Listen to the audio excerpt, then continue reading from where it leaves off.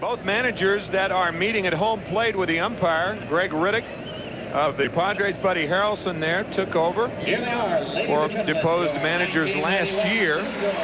Greg with the San Diego Padres taking over for Jack McKeon, and Buddy Harrelson, of course, taking over for Davey Johnson. It has been a threatening day here in New York as far as the weather is concerned. Nothing else. I want to clarify that. Everything else is all right. Yes, of course. Non-threatening in other areas. And the threatening weather persists as it's very, very cloudy. But clearly, Doc Gooden has had a good career. 121 and 47 lifetime, 2-1 this year. His record at Shea Stadium, 67 and 20, and he is 5-2 lifetime against the Padres. And he'll be going against this lineup. Bip Roberts will lead it off. He'll be at second. Batting second, the shortstop, newcomer Tony Fernandez. Batting third in right field, the veteran Tony Gwynn. Batting fourth and playing first base, another newcomer, Fred McGriff. Batting fifth and pitching, Benito Santiago. Batting sixth in left field, Gerald Clark. Batting seventh, the third baseman Jeff Presley, also coming to the Padres from Atlanta. And Sean Abner, the Mets #1 draft choice a few years back, is in center batting eighth. The pitcher is Derek Lilliquist, and that's the way the Padres line up. Defensively for the Kevin McReynolds in left, Vince Coleman in center field. Hubie Brooks, the right fielder, and on the infield, Howard Johnson at third, Kevin Elster at shortstop. Tommy Herr, the second baseman this evening, Dave Magadan at first, Rick Cerone behind the plate. Interesting to note that the last time Rick Cerone caught Doc Gooden broke the ring finger on his left hand. That was right around March 10th. The umpires for this evening's game, Jim Quick behind home plate, Dutch Runnert at first base, Gary Darling at second, and Doug Harvey from San Diego. Leading home for the San Diego Padres, second baseman. Living in San Diego now. Doug, one of the really terrific pros in the National League. Been around for a long, long time.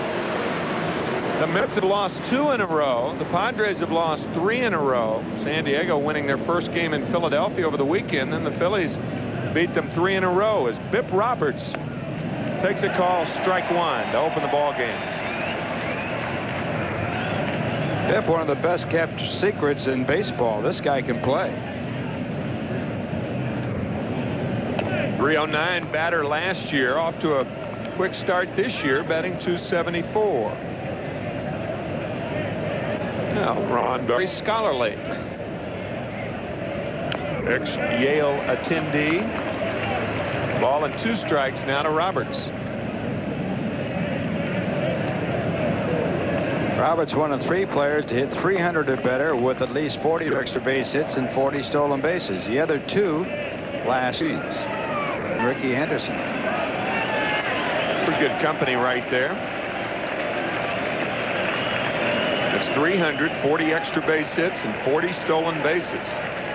Outside to Roberts, 2-2.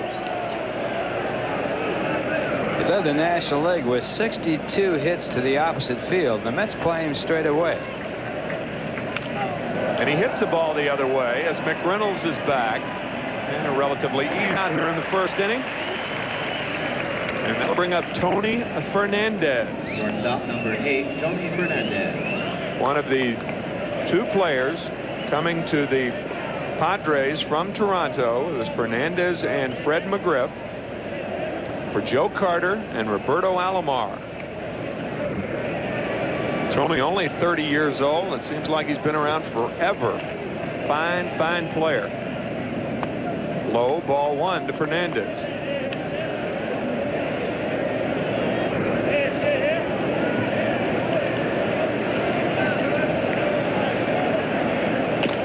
High and away, 2-0.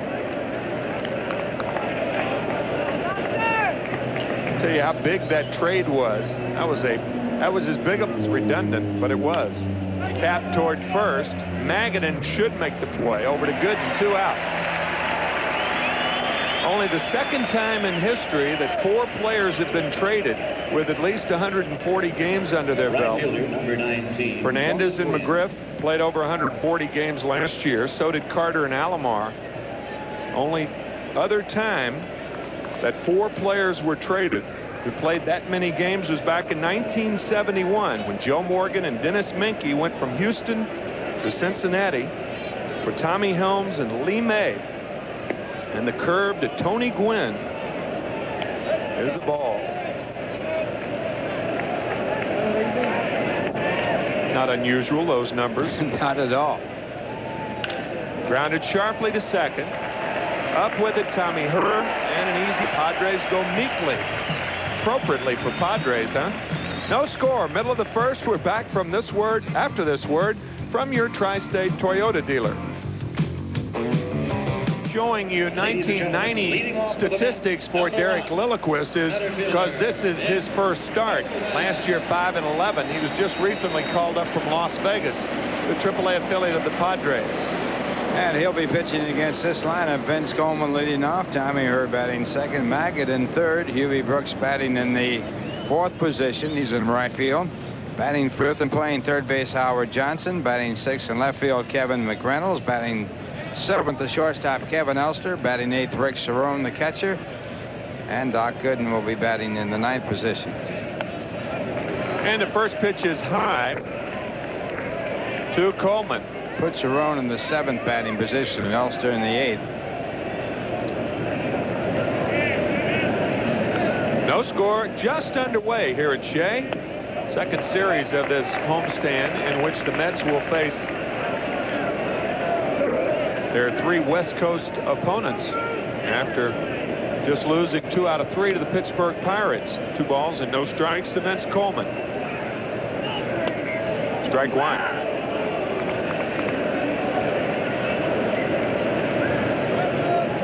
Derek Lilliquist on the mound, the Braves' #1 selection back in 1987, then traded to the Padres for right-handed pitcher Mark Grant last year, last July 12th. This one fouled back 2-2 to Vince. Just brought up from Las Vegas, and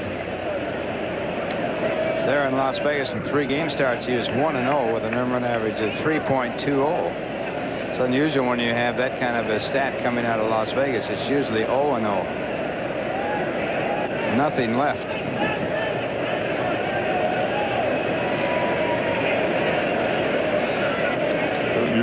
Don't usually leave there with any numbers, huh? No, this one fouled back. Still 2-2. So I guess you'd say he's ahead of the game.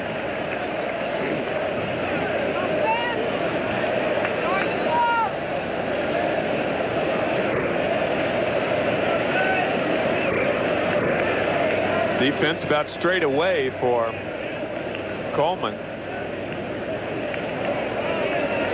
Mets trying to win their 12th game of the year. This ball drilled to right field, so Coleman is on there.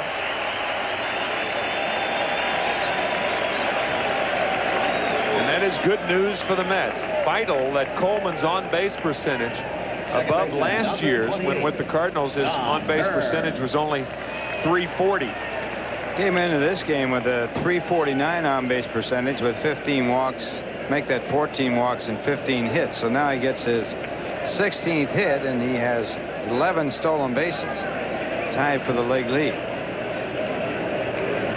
Tied with Delino to Shields of the Expos as Tommy Herr steps in there. Lilliquist with that herky-jerky move. And that's what froze Coleman then, as Herr takes ball 1 high. Remember, you got Santiago as the catcher, one of the best throwing catchers in the game.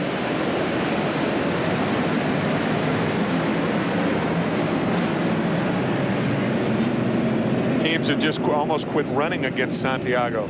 You look at last year's catchers, Santiago ranking 16th of the 42 catchers that played in the National League. There goes Coleman, the throw to first.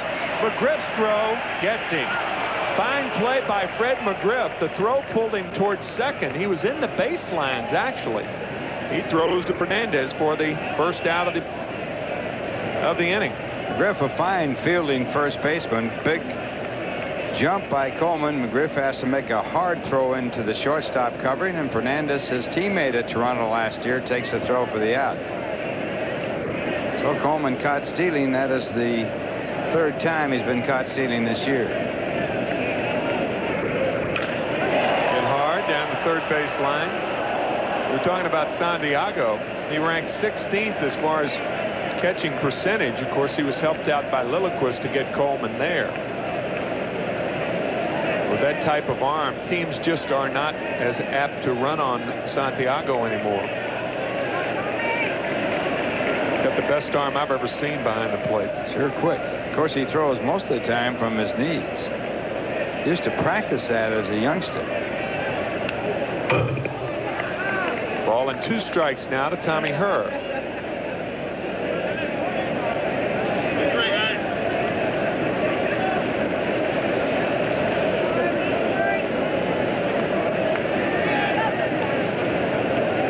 Here's the multi-talented San Diego catcher, Benito Santiago.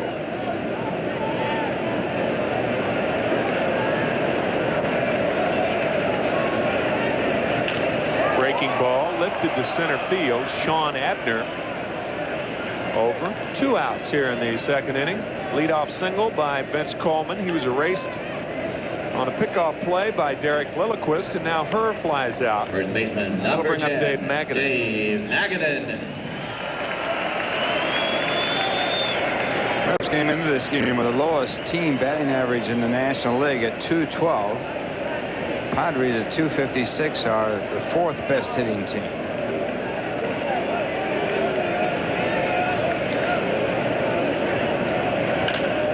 Fly ball by Magadan to center. Another easy play for Abner. Quietly go the Padres, and no score after 1. We're back after this word from Macy's.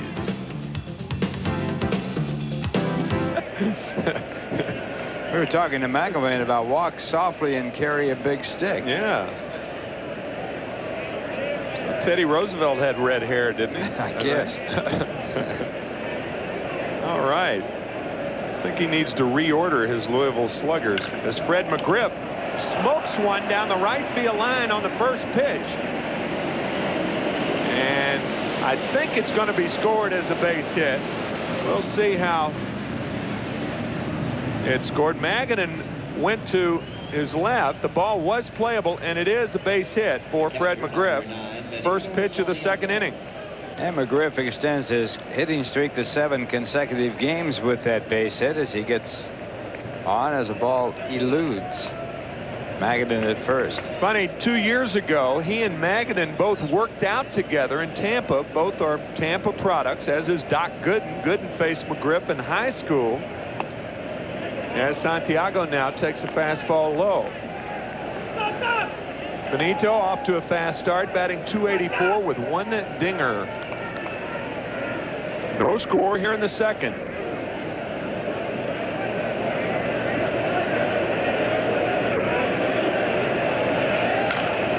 Popped up and out of play. Magadan and McGriff taking ground balls together, and Magadan credits Fred McGriff for helping him out defensively. And here on the first ball ever hit to Magadan by McGriff, he allows it to elude him. Maybe that's payback time. Thanks a lot, Fred. Return the favor. Yeah, right. Thanks for the help. Now don't look for anything more. Right. That's one, but that's it. So Tampa well represented here tonight. 1-1 to Santiago. Inside, ball 2, 2-1.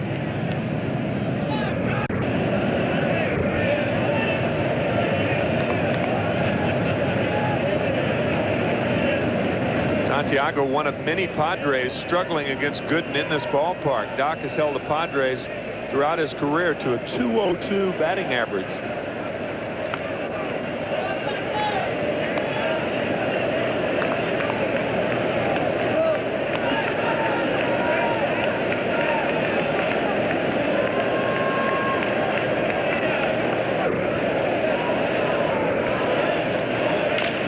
Ground ball toward third. Johnson, second base. Herr, double play. Nicely turned by Tommy Herr and Howard Johnson. 2 outs.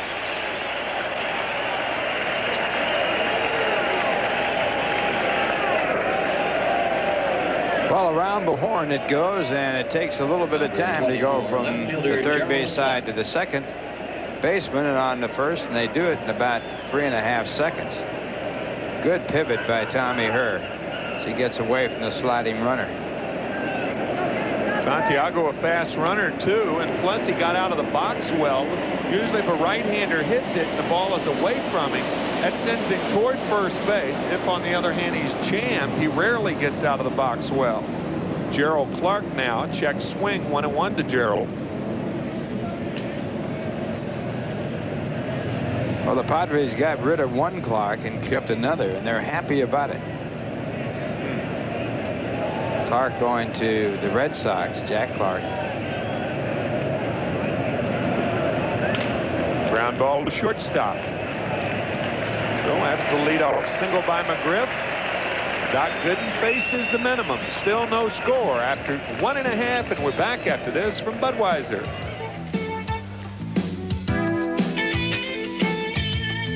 Second inning here at Shea, the first meeting of the year. The Padres and the Mets. First time the Mets have met the West Coast teams. Hubie Brooks the batter. Hubie drills one foul. 0-1 to Hubie Brooks. Hubie had a terrible road trip. He has, however, hit very well at Shea Stadium, batting .364 here at Shea.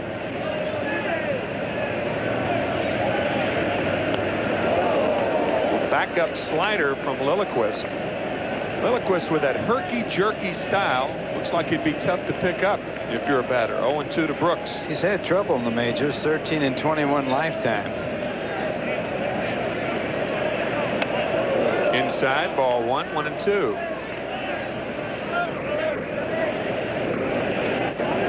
He'll be 4 for 9 against Lilliquist. There's his record at home and on the road. Ground ball up the middle. Cabeza. 1 out. Well, you're looking at the best fielding shortstop in the history of baseball. He's averaged 1 error per every 51 chances. Better than anybody that's ever played this game. Friends call him Cabeza. Cabeza in Spanish is head. I know that term very well. That was my nickname. Julian Javier used to call me Cabezon. Big head. Bucket head and other things. Just so they don't put loco in front of it.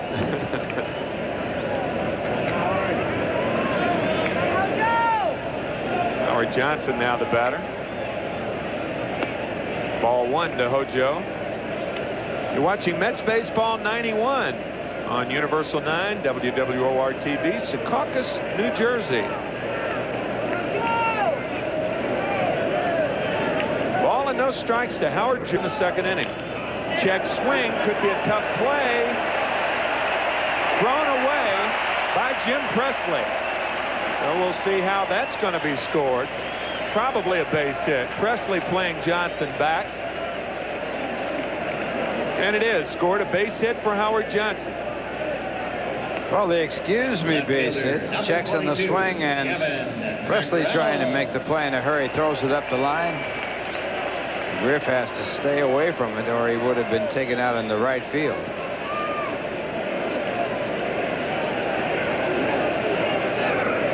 Mets get their second base hit.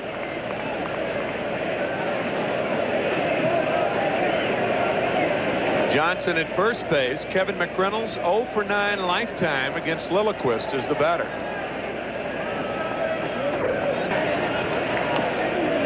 Strike 1.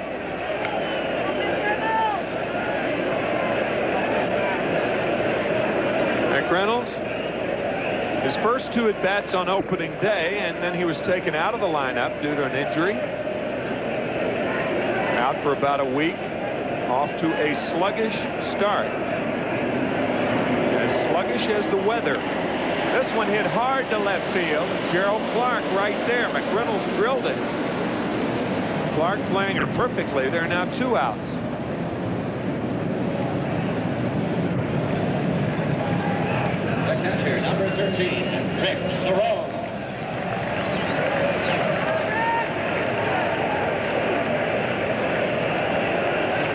Cerone now the batter.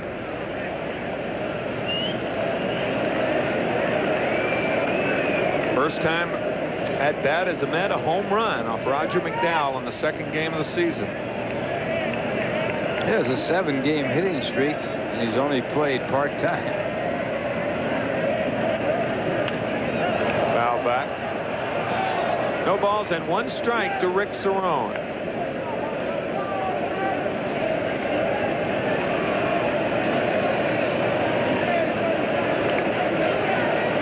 Vince Coleman watching Derek Lilliquist's motion. Well, that's an interesting shot right there. Trying to get as far as he can toward the first base side so he can have an idea about the right leg of Derek Lilliquist. Got picked off when he was on base in the first inning, so he wants to see Is that legal? if there is a difference. I was just thinking that, I guess, is there a rule that says you have to sit on the bench? I don't think there is. Can't sit in the stands. Yeah, you can. Can you? This one hit hard. Gerald Clark broke in, and now he breaks back. And now he slips, and Johnson's going to score. 1-0 Mets.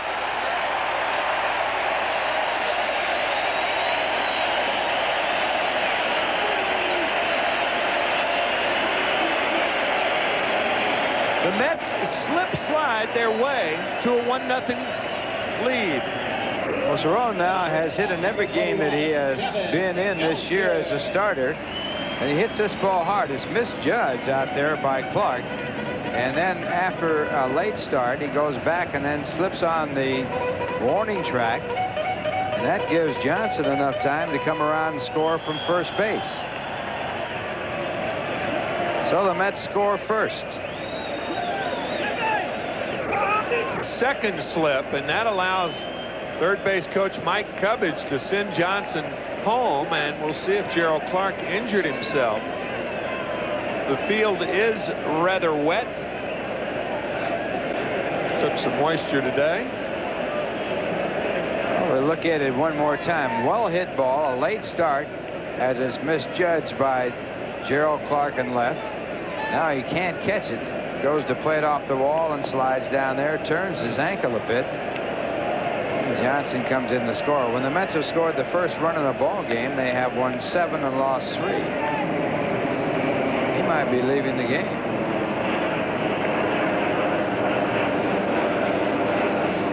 Looked like his left ankle.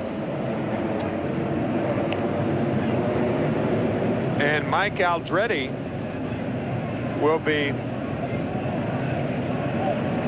the left fielder. Aldretti picked up when released from the Montreal Expos, picked up as a free agent with San Diego. So Gerald Clark, it appears that it was his left ankle slipping on that wet turf in left field, and we obviously hope it's nothing serious.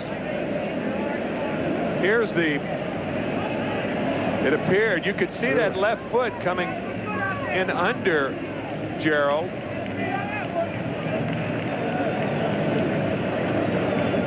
Ladies and gentlemen, your attention please. Now in left field for the Padres, number 15, Mike Aldretti. So Clark is out of there. Mike Aldretti will be the new left fielder. It's Mike. Still 2 outs. Cerone continues his hot hitting. He's at second base. And Kevin Elster will be the batter. 1-0 Met lead here in the second inning. 3 hits now for New York. And RBI number 4 for Cerone.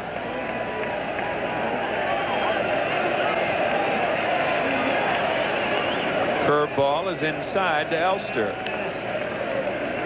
1-0 to Kevin Elster, batting .324 with 4 extra base hits, including a pair of home runs.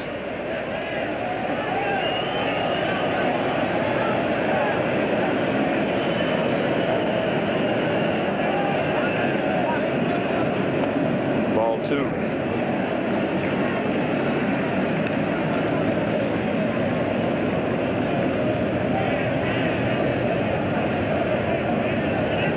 With a home run off of Lilliquist. 1 home run and 4 at bats. He's 2 for 4 against the left-hander.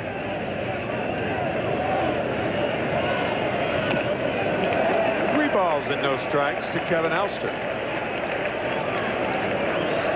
And Elster will be walked intentionally. Doc Gooden will have a chance.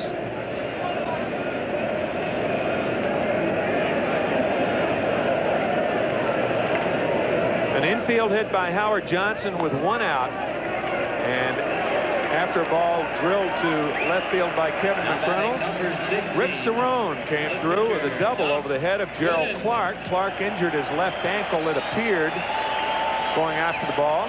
He was replaced by Mike Aldretti, and now Kevin Elster walks. There are 2 outs, 2 on, and Doc Gooden the batter. Doc 2 for 9 on the year.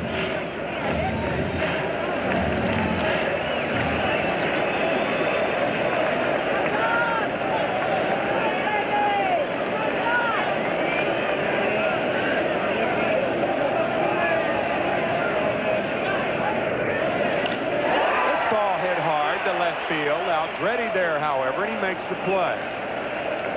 Mets are on the board with a couple of hits. They strand 2 after 2, 1-0 New York, and we're back after this from General Electric. The Padres 1-0 here in the top of the 3rd inning. That'll bring up Jim Presley, Sean Abner, Derek Lilliquist. Presley, formerly with the Seattle Mariners, Atlanta Braves last year. And he signed an unusual contract with San Diego, one in which stipulates that if he is with the team after the All-Star break, he gets a $300,000 raise. So it's a $500,000 base salary and $300,000 if he's with the team after the All-Star break. He's going to have to get going a little bit. He's hitting .079 right now with 2 hits and 26 at-bats. The pressure is on. You've heard of long-term contracts with incentives. This is a year's contract with incentive. 0-1 to Jim Presley. Fly ball to right field, Hubie Brooks. 1 away here in the 3rd. You saw Gerald Clark hurt on the slippery turf. So I guess you could say Gerald Clark is under the weather. I've always been intrigued by that term. We're all under the weather. And our executive producer, Rick Miner, is under the weather this evening with a bad back, watching the ball game. Sean Abner now the batter. And the curve is strike 1. And while we're on the subject of good wishes for a speedy recovery, how about a happy 33rd birthday for Mark Mursky?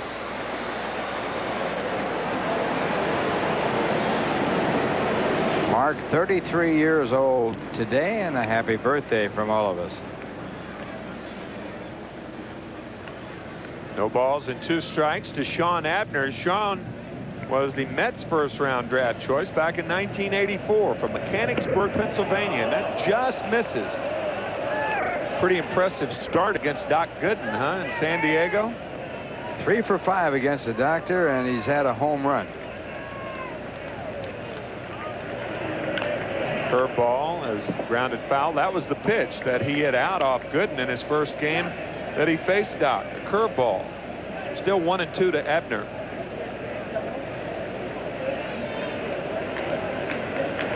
Let's take a look at this curveball. It's a hanger, but this time he gets on top of it and grounds it foul. Ooh. That ball went down, and that's a strange pitch from Gooden. I don't believe it was a curveball. When you see a ball go down like that, you think Gooden may have added another pitch to his repertoire. No, it's a curve. That is a curve, just one of those good old-fashioned overhand drops. So Abner out of there, the first strikeout for Gooden. Only 1 hit so far for the Padres. And here's Derek Lilliquist, who takes ball 1. Here's a guy who can swing the bat. 2 home runs in 1 game against Ron Darling. That's when he was with Atlanta. Fly ball, shallow left, Elster out, McReynolds, and boy, Kevin got out of there this time. And you can't blame him. McReynolds ran into Elster in Sunday's game. Elster sporting some stitches above his right eye. Still 1-0 Mets after 2.5. We'll be back after this from the New Jersey Bell Yellow Pages. Vince Coleman leads it off here in the bottom of the third, and let's take a look at that last play where Kevin gives way to Kevin McReynolds. He got out of there in a hurry, and good reason for that. This is what happened the last time the Mets play. There you see. He wants no part of McReynolds. No way, brother. This is what happened on Sunday. A little pop-up in a no man's territory out there. Elster dives for it. Watch him hit McReynolds' knee. So he had to leave the game after that one. Dizzy spells. He had a little bit of a cut over his eye, and that's okay now. I think they took a butterfly stitch or so. As we look at home plate umpire Jim Quick. Yeah, I think Kevin had some stitches in that right eye. Yeah, I believe he did. I think he's got it taped up right now, as a matter of fact. But that was funny. What in the dugout? He said, Whatever it is, they got it straightened out. Evidently a fan having something draped over the stands in right field. There's Kevin with those stitches in his eye. And here's a look again Sunday. Watch McReynolds' left knee get Elster. Right there. It could have been much more serious. Elster had to leave the game in the second inning. Coleman jammed on the fastball. Fernandez slick fielding and throws him out. One out here in the third inning, and that'll bring up Tommy Herr. Second baseman Tom Herr.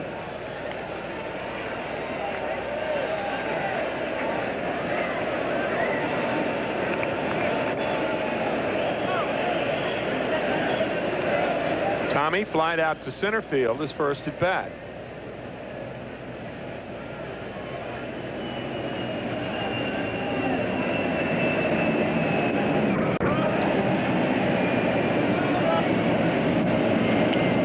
Ball one. You mentioned Fernandez, the top fielder in the history of baseball, and he is that indeed. One error every 51.2 chances, with the luxury of breaking in on the rug, the AstroTurf up at Exhibition Stadium, and then Toronto Sky Dome.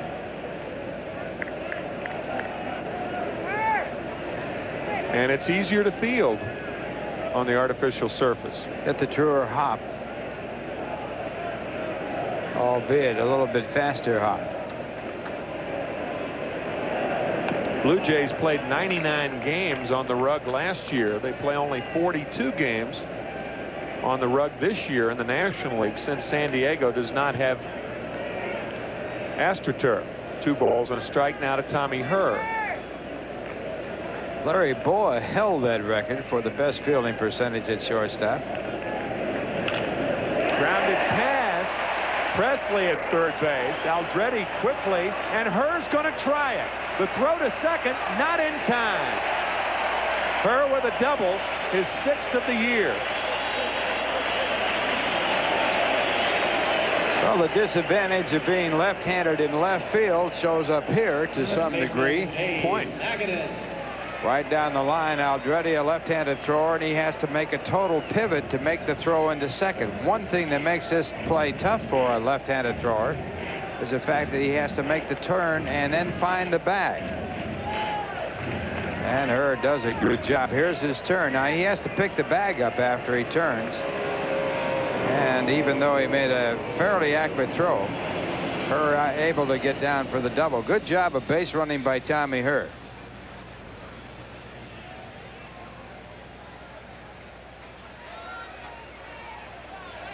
So 60% of Herr's hits have been doubles.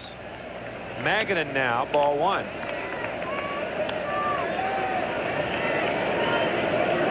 It's really interesting when you think at it. You look at the configuration of a baseball field, and you realize that the 3 fielders on the left-hand side of the field should be right-handed throwers, and the 3 fielders on the right-hand side should be left-handed throwers.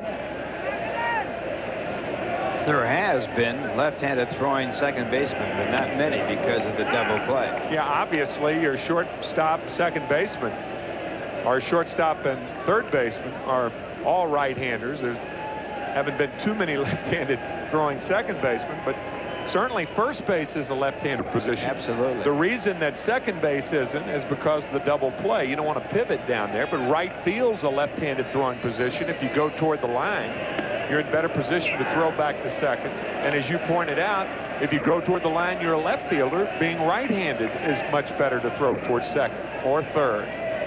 There was a left-handed throwing second baseman that played briefly in the major leagues named Kid Moeller. His son was a great quarterback for the University of Southern California, Orv Moeller.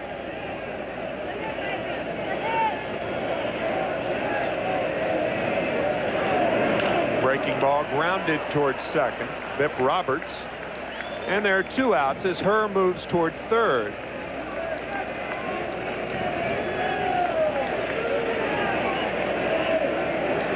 You being a catcher, Tim, there have been left-handed throwing catchers. Dale Long probably got the best shot at it. The reason why they were always right-handed in the early days of baseball was because of so many right-handed batters. But now with the left-handed, right-handed situation getting close to being 50-50, you could have a left-handed throwing catcher. Yeah, well, left-handers can't throw the ball straight. That's one of for sure. That's one of the benefits of a left-handed pitcher. And if you get a catcher back there trying to throw the ball to second base, they have a very difficult time straightening a ball out, even when they throw it across seams. Of course, they would be in better position to throw with left-handed hitters, but left-handed hitters, it's very difficult to throw over them or through them anyway. And they would certainly have the impediment of right-handed batters in throwing the ball to second base. Brooks grounded hard and knocked down by Lilliquist, who throws him out. Had Lilliquist not fielded that ball, that would have been another run for the Mets. However, still 1-0 after 3, and we're back after this from Avis. The game is brought to you in part by RC Cola and by the United States Postal Service, an official Olympic sponsor. Mets have a 1-0 lead. A cloud-shrouded Shea Stadium, and someone to brighten up this game, Ralph Kiner, in for the play-by-play. Okay, thank you, Tim. And Bip Roberts will lead it off, and he takes a fastball for ball 1. Roberts flied out to left field his first time up. Mets will run in the second on an RBI double by Rick Cerone. And the pitch back to Roberts, ball 2. 2 balls, no strikes. Padres 11-9 in the year.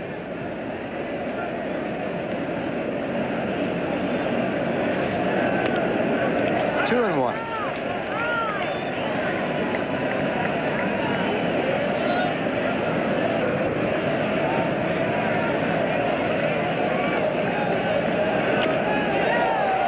Two and 2.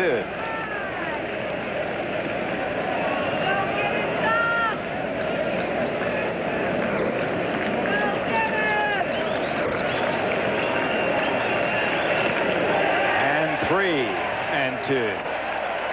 So the doctor picks up his second strikeout. He started the ball game leading the National League in strikeout. Had 17 3-base hits. That led the major leagues in 3-base hits. The most since Willie Wilson had 21 in 1985 in the American League. And that ball fouled away, so it's 2 and 2. Only 3 players have hit more than 19 3-base hits over the last 40 years. Wilson, George Brett, and Willie Mays. Brett did it in 1979 and 21 that year. Fouled it off. Willie Mays had 20 in 1957.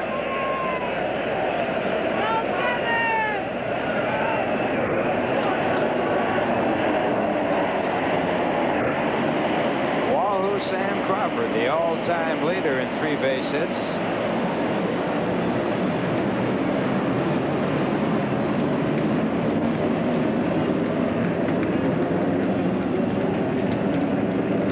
Two-two pitch once again, and he goes after a bad ball and hits it up the middle. Over there is Herr to make the play. What a play. Tommy Herr. talk about hang time of fly balls occasionally. This is hang time for a ground ball. The last hop makes it easier for her to throw it to first and makes it easier for him to put something on it. Little extra there. Nice play, Tommy Herr. So 2 men away, and Tony Gwynn will be the batter. Gwynn, a 4-time batting champion in the National League. Batting .350 coming into this game. Looking for batting title number 5. And he takes a fastball for ball 1. Against the doctor, he came into this game hitting just .214 in this lifetime with 9 base hits. First time up, he grounded out. Had a 10-game hitting streak stopped last night. His last of the games, hitting .356. He's had trouble here at Shea. When you're as good as he is with that bat, though, those stats don't stay there that long.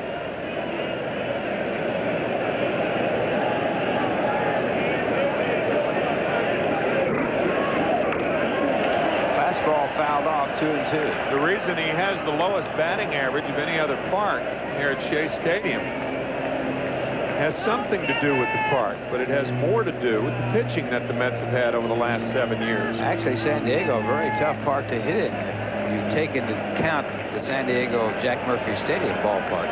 Not a good hitter's park. He's done well there. Ground ball to third.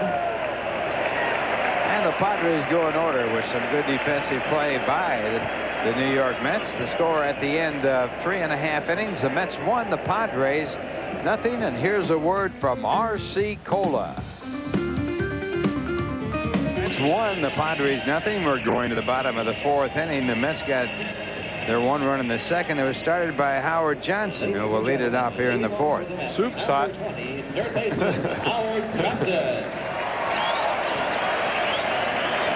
Howard with an infield base hit. And then later on scored on a 2-out double by Rick Cerone.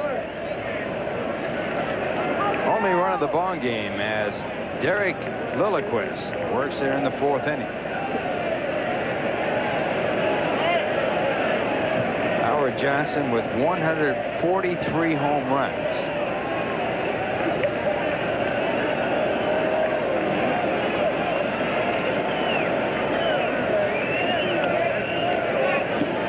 In the National League, that is, and that pitch is ball 1.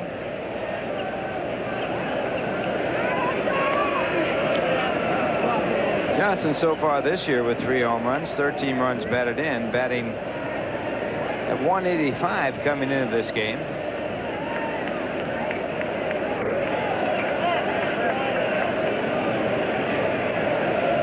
Lilliquist, the left-hander, making his first major league start this year, and this ball hit the deep left field. It's way back, going. It is gone. Goodbye.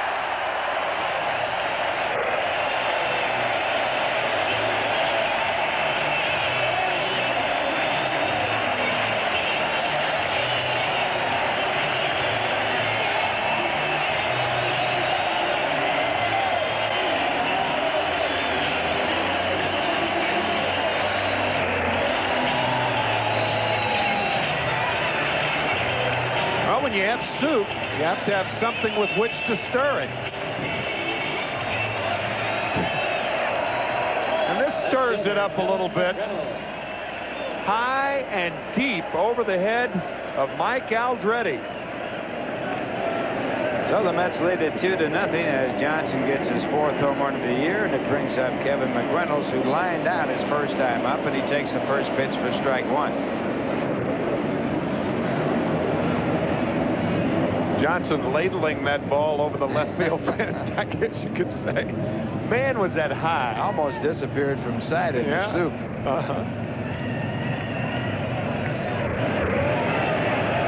Brings smiles on everybody's faces in the Mets dugout. This one popped up in the shallow right. Easing over is Tony Gwynn. So 1 away as McReynolds flies out. The catcher, Rick Cerone. That'll bring up Rick Cerone, who doubled in the Mets' first run back in the 2nd.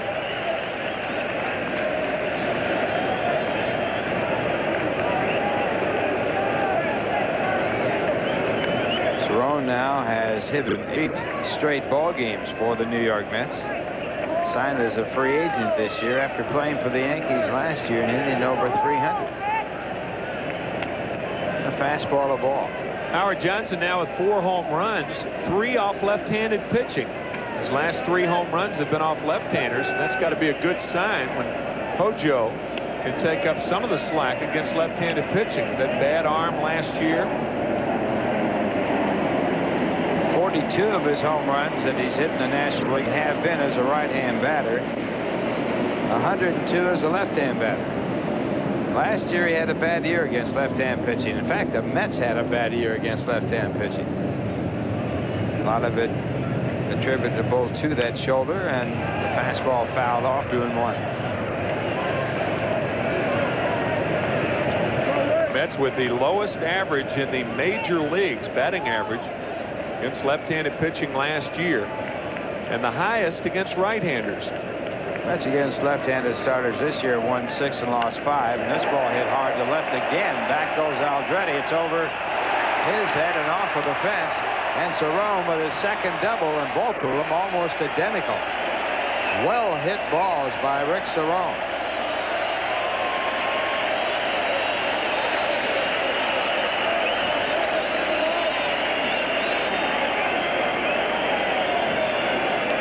One of the real offensive surprises so far for New York. His second double in a row. The first one drove in a run.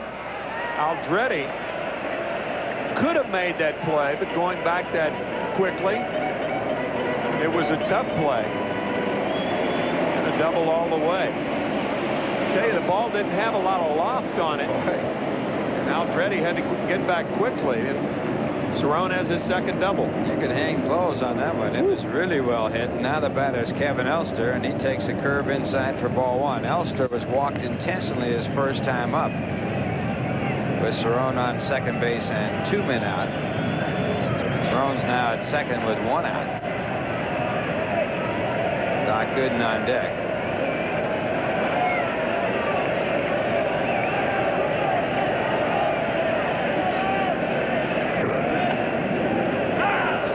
Goal by Jim Quick. First time we've seen this set of umpires. Jim Quick behind the plate, Dutch Rennert at first, Gary Darling at second, and Doug Harvey at third. First trip to New York for this crew, headed by Doug Harvey.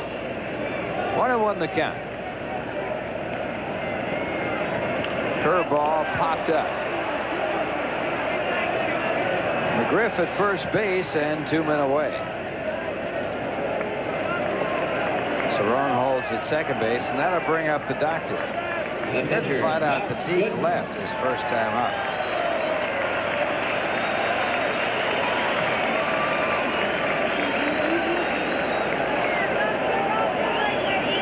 Mets playing the first of 16 straight games against the National League West.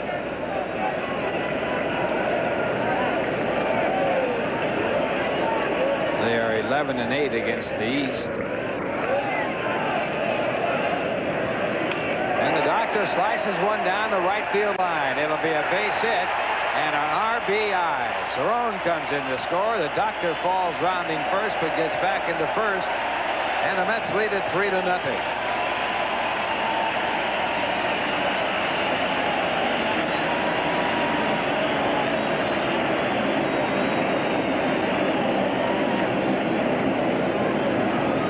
Scoring easily on this ball, slicing away from Tony Gwynn down the right field line. Gooden had an idea about going to second, but the fine play by the 3-time Gold Glover Tony Gwynn holds Gooden to a single. So the Mets get their third run, their 7th base hit. They have a runner at first with 2 men out. Mike Rourke, the pitching coach of the Padres, out for a moment. Now back to the bench. Mike, the pitching coach for the St. Louis Cardinals under Whitey Herzog for the majority of the 80s. And the batter for the Mets, Betts Coleman. Coleman 1 for 2. Good not being held on at first base by Fred McGriff. pitch a called strike. Gooden with a stolen base this year. First one since Sid Fernandez stole the base. Back who knows when. Sid's the only one that knows. And that pitch is high, and it's 1 ball and 1 strike.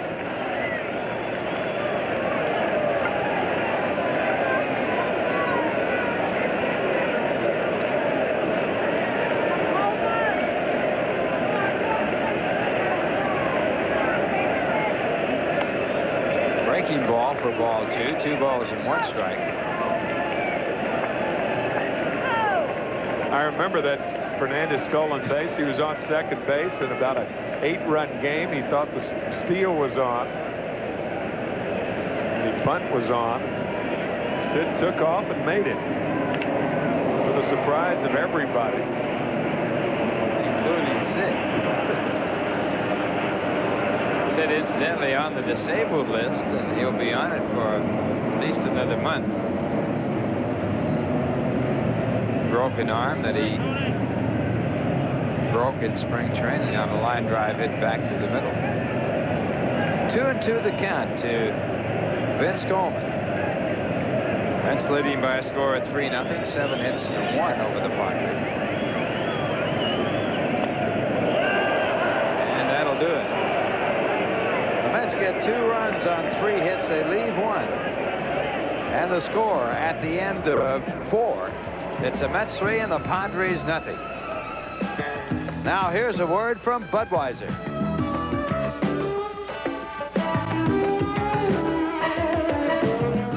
Well, we're going now to the top of the 5th. The Mets leading 3-0, and for the Padres it'll be Fred McGriff to lead it off. McGriff with the only base hit for the Padres, a single to right field in the second. He was erased on a double play. Griff came into this game hitting .304 with 2 home runs, 8 runs batted in, and Gooden's fastball for ball 1. Griff with that base hit, extending his hitting streak to 7 consecutive games. 2 balls, no strikes. McGriff with that unusual batting style. He averaged 35 home runs, 27 of those home runs against right-handed pitching last year. Look how he kind of glides. His trigger is a glide back. And he hits it right up the middle. So the Tampa Bay resident singles for the 2nd time against the Tampa Bay pitcher. Talk about a smooth hitting style. That glide triggered, standing back, and that upper body just moving back, and that quiet bat. Branch Rickey used to talk about a quiet bat, and Fred McGriff certainly has that until that ball's in that hitting area where you have to commit. Boy, he is a talented hitter. He is very, very tough against right-hand pitching. And now the batter will be Benito Santiago, grounded into a double play his first time up. And the first pitch, a balk is called. So a balk called against the doctor, the 2nd of the year.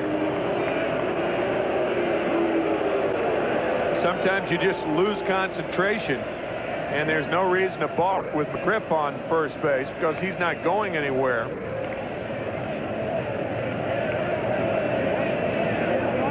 And the no stop.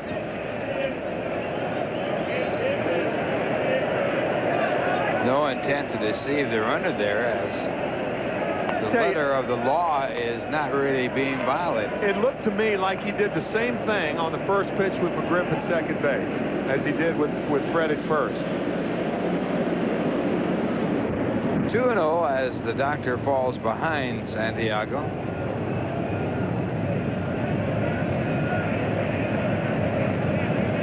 Runner at second, no one out here in the 5th inning.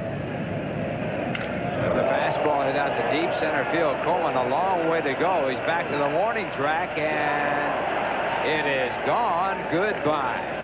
Benito Santiago with his 2nd home run of the year, and the Padres are back in the game.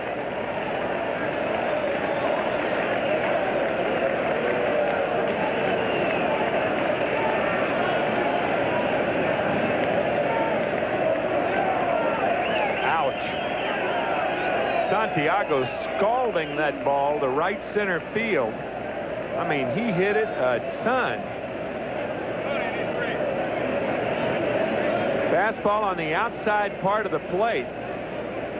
Santiago really extending, putting everything behind this ball. Right to the left of the 396 sign. Only the second home run given up by Gooden this year, his first on arc. So now it's 3-2 the Mets as the Padres get back in the ball game, and the batter will be Mike Aldretti, batting for the first time.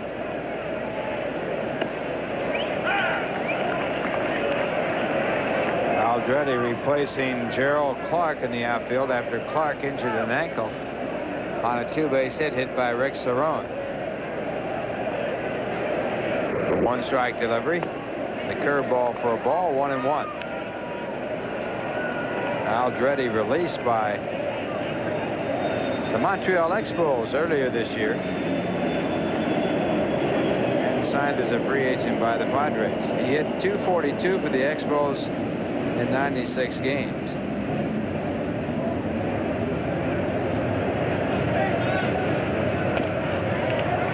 And it's 2-1.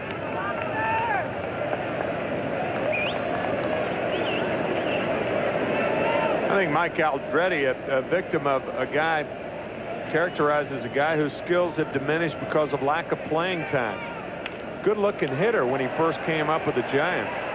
1987 with the Giants, he hit .325 in 126 games.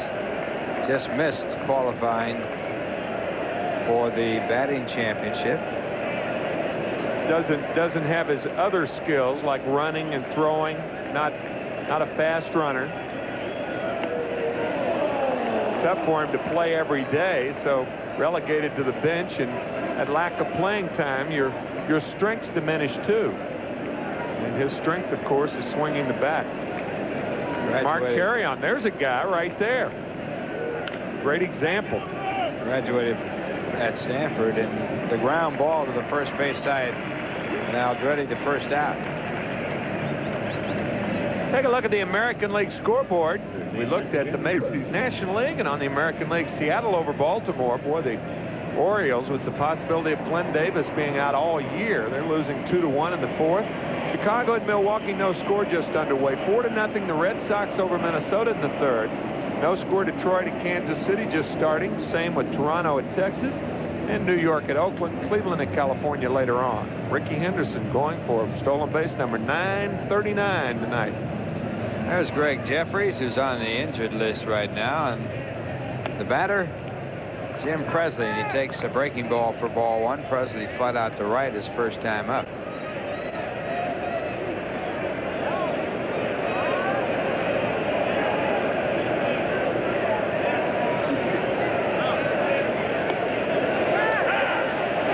A good curve for a strike. 1 ball, 1 strike. Notice Presley with that bat wiggling above his head, and he drops the hands on the delivery. 100 strikeouts each of the last 6 years. Fastball that's in tight. No swing, says the first base umpire, Dutch Renard. 2 balls, 1 strike. Guess it's better to do that route than to have that hitch where the hands really drop down around the waist, then it's got to come back up. Watch the hands. See him drop into that hitting surface? Looks a little like Jack Clark hitting right there. Jack Clark with a similar batting style. You can drop your hands, but you have to get them back up again. You don't want to drop them too much. Here's Presley setting up. You see the hands dropping around the letters with the pitch on the way. It's an unusual batting style. He's a strong guy, very powerful swinger. 19 home runs last year. This one right back to Gooden. So 2 men out as Presley is out for the second time in the game, and that'll bring up Sean Abner. Remember, drinking responsibly makes good sense. Please know when to say when. A reminder from Budweiser. A typical night in San Diego, but we're in New York right now as the fog blows through the stands. San Diego, they're used to this kind of weather. Of course, they brought their weather with them tonight. They sure did. Travel right with it.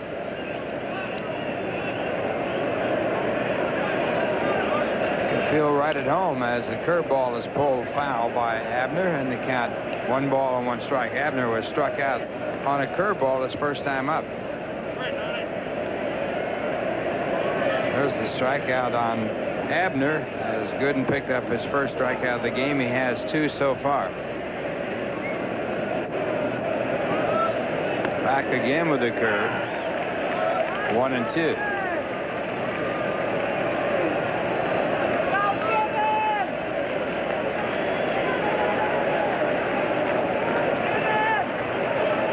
Fastball that time. Count stays at 1-2.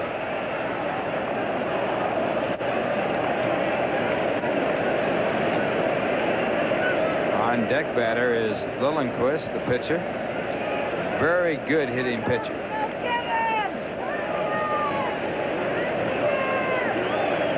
Back again with a fastball. Same result. Count stays at 1-2.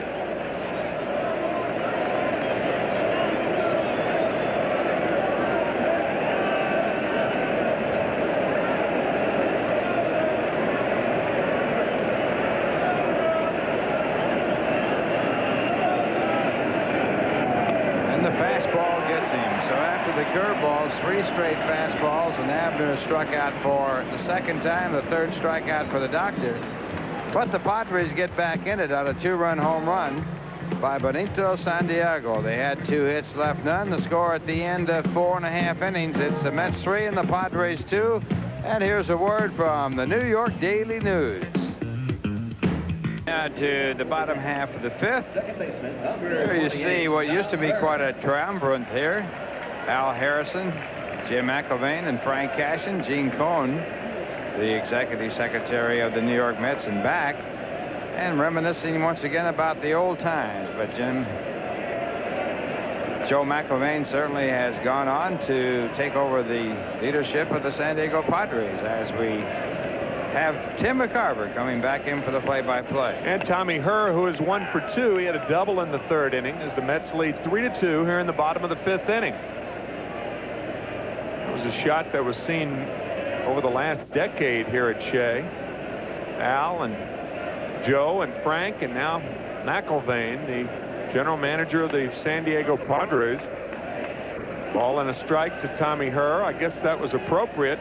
McElvain, destined for the Padres. I mean, here's a guy who studied for the priesthood. Where else is a guy who studied for the priesthood going to end up? With the Padres, of course. First of a 5-year contract as Tommy Herr fouls it away. A ball and 2 strikes to Tommy.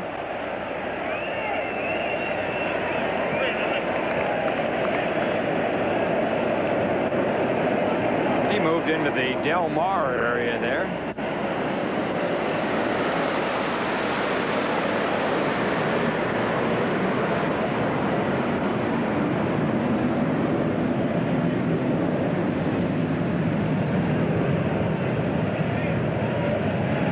Mets with a 1 in the 2nd, 2 in the 4th. Herr down on strikes.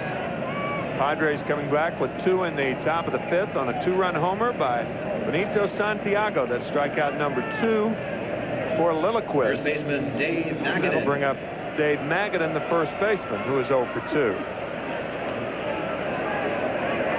Mentioned under the weather. Rick Miner is certainly under the weather, and also serious operation today in New York Hospital. John Dickinson recovering. Little looper to left field. This may drop and will. So Magadan with an opposite field base hit.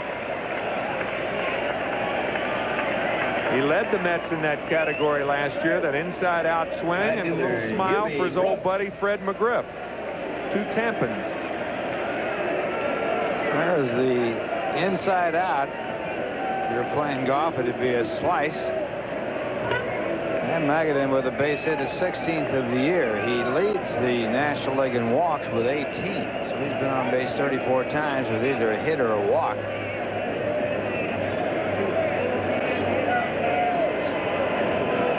hitters have a little bit bigger fairway. That's the big difference between slicing one here. The trouble in golf is you got to play your foul balls. In baseball, you just say, okay, throw another. Of course, in golf, though, you play your foul balls, but the ball's not moving, and nobody's trying to get you out. No knockdown pitches. No. No balls and 1 strike to Hubie Brooks. Speaking of golf, we got a big tournament coming up there. Charity tournament. Former New York Mets teammates and both Connecticut residents in Greenwich, Lee Mazzilli and Tim Tuffle, are teaming up to hold the first Mazzilli-Tuffle celebrity golf benefit. 1-1 to Brooks. It's a benefit for children charities on Monday, June 24th at Tamarack Country Club in Greenwich off of King Street. And they're looking for people who would like to play and join many of the baseball celebrities that will play in that tournament to benefit the Leukemia Society. And there's a number to call if you're interested. That's a great golf course. Curve is high to Hubie. 2 balls and a strike. Both Lee and Tim Tuffle very active in the Leukemia Society's fundraising efforts. That's June 24th at Tamarack Country Club. 2 balls and a strike to Hubie Brooks. 1 out with 1 on. 3-2. Mets on top. 8 hits now for the Mets. Only 3 for the Padres. Padres still very much in this game. Foul back. 2-2.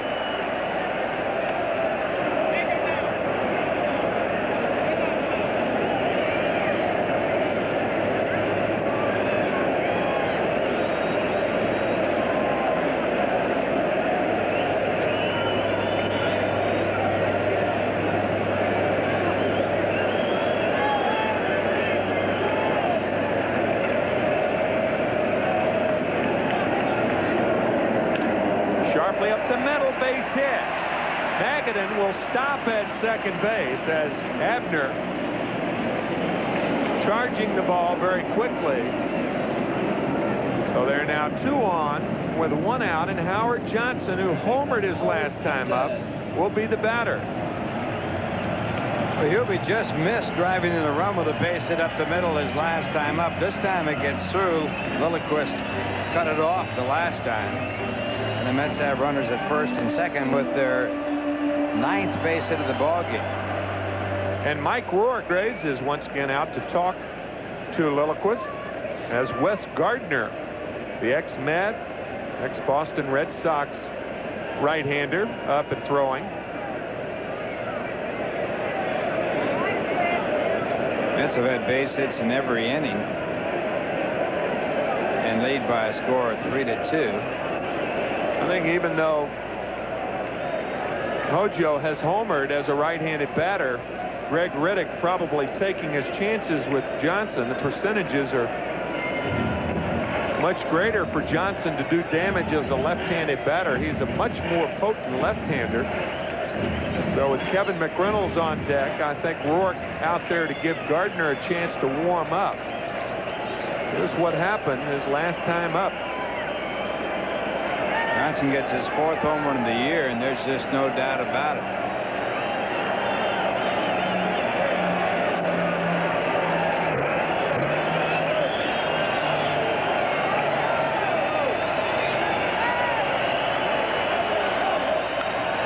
He hits this one deep, but foul. No balls and 1 strike to Howard Johnson. 2 on, 1 away. The Mets have had consistent pressure on Derek Lilliquist. They've had at least a hit in every inning. And 2 hits in 3 of the 5 innings. Trying to capitalize here. 0-1 to Johnson.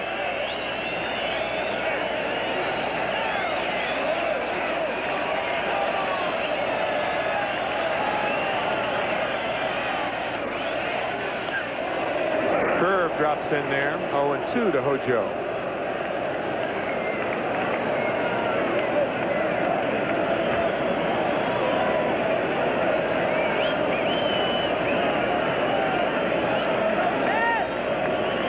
Kind of the Mets offense. They have not had a lot of multiple hit games. Nobody through the lineup. Hojo with a couple tonight, however.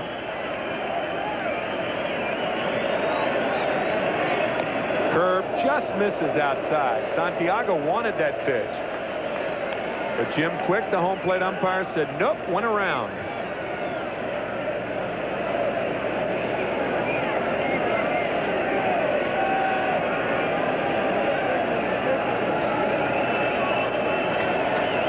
Greg Harris, the right-hander, was supposed to start tonight's game, but he's on the disabled list. One of 3 Padre pitchers on the DL, so Lilliquist was called up. Deep to left field, but playable by Aldretti. Johnson looked like a screwball that Lilliquist turned over. Johnson flying deep to left. There are 2 outs now, and that'll bring up Kevin McReynolds. Left fielder Kevin McReynolds. Howard Johnson, just a shade out in front, hits it on the end of the bat, so it doesn't have that extra carry.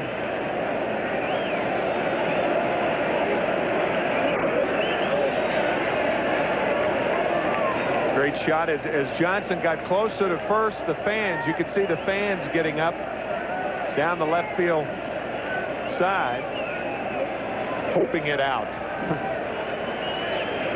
Was not to be, as the curveball is high to McReynolds, and Santiago wants to talk. Kevin 0 for 2. He has flied to right and flied to left.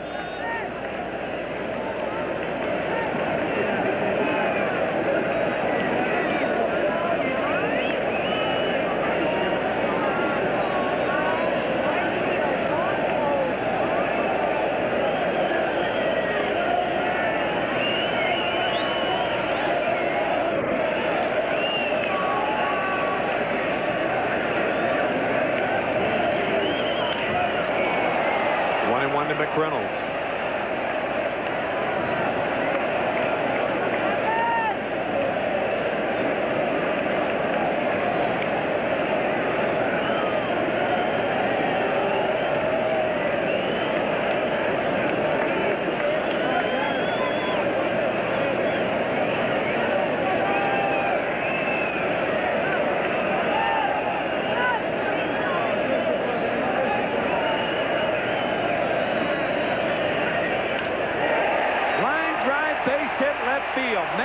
Going to try to score. The throw by Aldretti cut off, and a good base running play by Hubie Brooks. Had Brooks not tried to go to third, I think they had Magadan at home.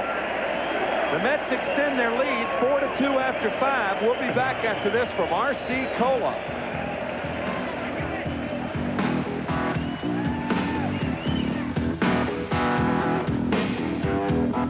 On one more run to get some insurance as they lead 4-2, and McReynolds hits the ball to left field. Now Aldretti has a good shot at getting Magadan here.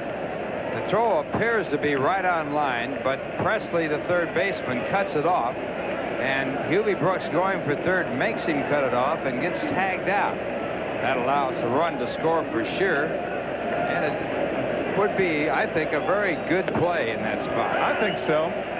You don't know. I mean, the throw appeared to be on line from where Hubie was. Hubie didn't know. Presley was able to cut it off, and Brooks made him cut it off as Gary Templeton now steps in. It's 1-1 to Gary. He's pinch hitting for Derek Lilliquist, the pitcher.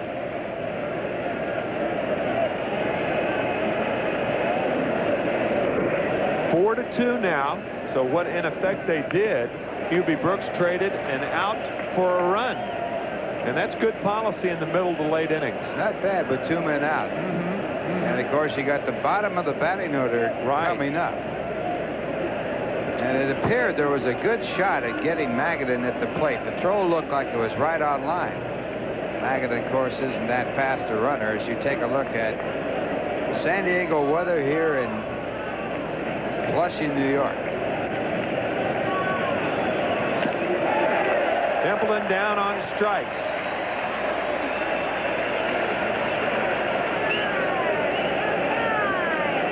Yeah, this is a night that one would suspect Edgar Allan Poe possibly pinned the Raven. Sitting in his habitat off the Hudson River, right? That was one of them. I think Edgar had many places that he called home. No balls and 1 strike to Bip Roberts. You can see the fog kind of gliding by. There it is. Chilly evening here at Shea. And a bunt attempt. Fair catch call by Tommy Herr. 2 outs. That was a high bunt attempt. A little more wood on it. He might have had an extra base hit. A bunt into right center, huh? This got a little too much of that one. 2 outs here in the 6th inning. Gooden has allowed only 3 base runners. Fred McGriff is 2 for 2 with a run scored, and then the 2-run homer by Benito Santiago. Doc got behind on Benito, and Santiago really extended those arms and smoked it to right center for his 2nd home run of the year.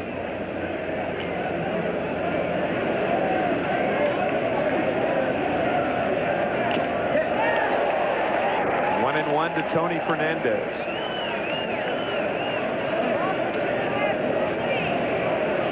There have been ball games called because of fog. Good curveball. Do drop in. Ball and 2 strikes. Tony Fernandez. And that's what the fog's doing. It's dropping in fast. Do drop in. Fernandez down on strikes. 5 strikeouts now for Gooden as the Padres go in order. Still 4-2 Mets after 5.5. We're back after this from Aetna.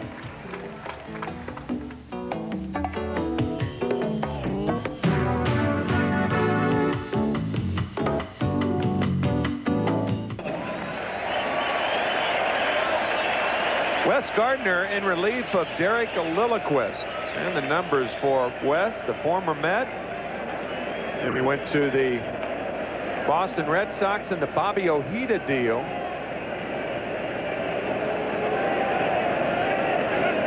Traded by the Red Sox to the Padres for minor leaguers Steve Hendricks and Brad Hoyer.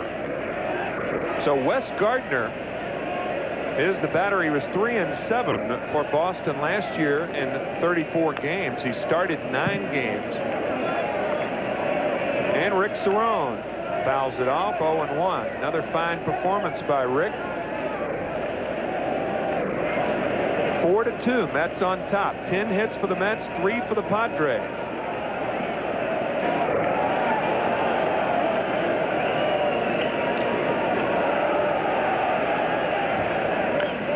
Ouch. Hammered off his knee, I believe. It looked like his right knee. That sinker ball, you top half of it and hammer it down on the legs. 0-2. No, ankle. That's even worse.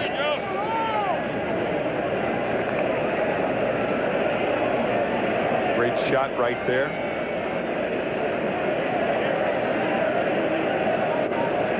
Once upon a midnight dreary. Let's hope it's not forevermore. Outside ball 1-1-2.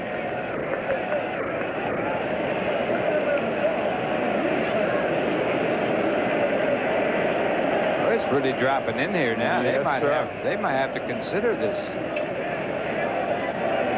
It is becoming very foggy here at Shea. It's 2-2. Now to Rick Cerone. We had a game in San Diego one time where they had someone go out in center field and hit fungos to see if the ball would disappear. If it disappeared from the site, they said, well, we better not play anymore. High fly balls could just get up there and you lose them. Rick Cerone is now 3 for 3. What a fine night for Cerone. Rick at first to lead off the bottom of the 6th inning. Kevin Elster. And that'll bring up Kevin Elster, the shortstop, who is 0 for 1, intentionally walked in the 2nd. And popped to first. Doubtful that Kevin will be bunting with Gooden up next, even though Gooden is a good hitter. Gooden's helped his own cause with an RBI, and the fog gets even deeper and lower. Thicker. And it scoots by Santiago as Cerone goes to second and holds up. That's one of the raps on Santiago. He is a catcher that doesn't move in front of the ball. There's not a lot of movement. He gets a little lazy back on him, but certainly this is a pass ball and should have been caught. We're going to have a possibility of this game being held up because of fog. Doug Harvey is going out to Tony Gwynn, the right fielder, to see if he can see this ball or not. Maybe the old fungo deal, Ralph? Yeah. Tony might say, I don't know. I couldn't even see you running out here. What do you mean a baseball? It's tough.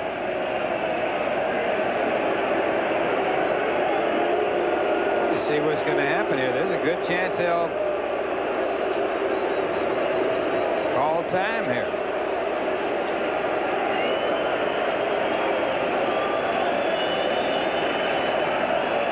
Well, you certainly can't bring in the ground crew. You can't put a tarp on now. What you ought to do is invert the tarp.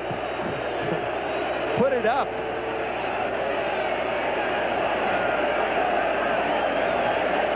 I can't remember a game here being called by fog here at Shea Stadium, but it's happened in San Francisco. It's happened in San Diego, and I believe it happened in Toronto one time.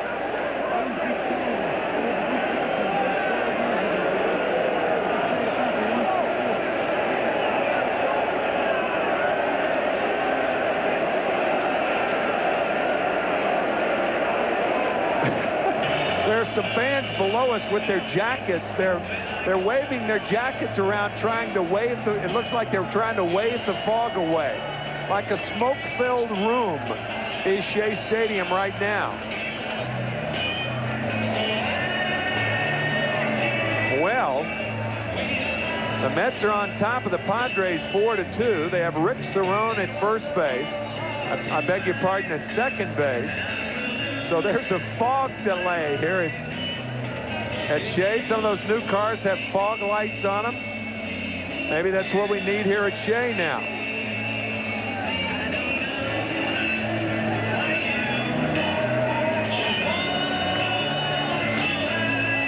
So the ground crew's got to be saying, what do we do now? We don't put the tarp on, and we don't put it up. The fans there saying, come on, we've never seen this before. What's going on here? But there is a fog delay here at Shea Stadium. And we're going to break away for a second while the fog dissipates. And we will be right back after this word from New York Telephone. Fog delay here at Shea. An RBI double by Cerone scored Howard Johnson to put the Mets on the board. Then Hojo with his 4th homer of the year. In the bottom of the 4th, an RBI single by Doc Gooden made it 3-0. And then in the top of the 5th inning, a single by Fred McGriff. And then after a balk, a 2-0 pitch and a fastball on the outside part and hammered to right center by Benito Santiago. With the score 3-2 going into the bottom of the 5th, an RBI single by Kevin McReynolds plating Dave Magadan. And that's where we are right now. Gooden has given up 3 hits, only 3 base runners for the Padres. Doctor struck out 5 tonight, walking no one. The Mets, on the other hand, have 11 hits, highlighted by 2 in a home run and 3 by Rick Cerone, 2 doubles and a single. All right, Roland, thank you very much. Tim McCarver and Ralph Kiner back here at Shea Stadium. The fog is lifted. The fog delay, 1 hour and 36 minutes. And that gave the Padres manager a chance to make up his mind about changing pitchers. Wes Gardner is out of there. And the left-hander, formerly with the Mets, Rich Rodriguez. This is really a break for the Padres, this 1 hour and 36-minute fog delay, because Doc Gooden will not resume throwing. no way you take a chance after an hour and a half to bring Gooden back on a night like tonight. Pete Shorrock will be the pitcher in the top of the 7th inning. The Mets lead the game 4-2 with Rick with 3 hits on the evening. There's Pete Shorrock. And the count is 1 ball and no strikes to Kevin Elster. It may change Buddy Harrelson's strategy. There's in here because Mark Carrion is coming to the on-deck circle. And Ralph, you were talking about getting the fungos out earlier and testing the Doug Harvey had Tom Spencer do. Hit balls with the outfielders to see if they could pick the ball up on the high fly ball. There you can see he didn't pick it up right away, but then went back and did find the ball and make the catch. So Doug Harvey satisfied that the outfielders can see high fly balls, and we're all set to go. McGriff looking for the bunt. He's in at first base, and this one popped up. And McGriff makes the catch. As Rich Rodriguez now is the 3rd pitcher for the Padres. And that's going to bring up pinch hitter deluxe Mark Carrion, who is 4 for 5 with 2 pinch hit home runs on the year.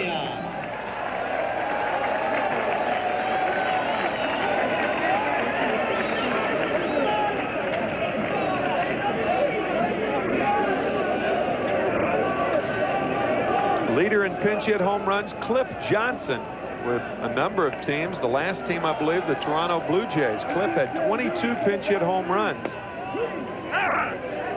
Jerry Lynch with the Cincinnati Reds with 18. Smokey Burgess had 16. 0-1 to Carrion.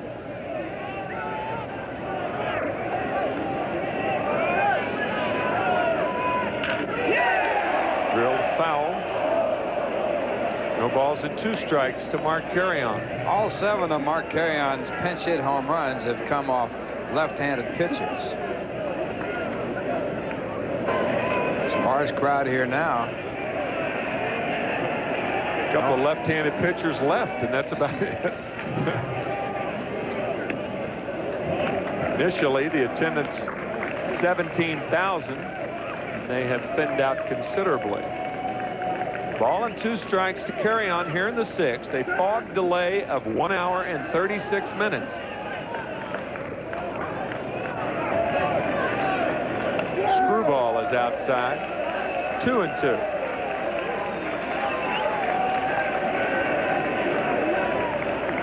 On deck batter, Vince Coleman.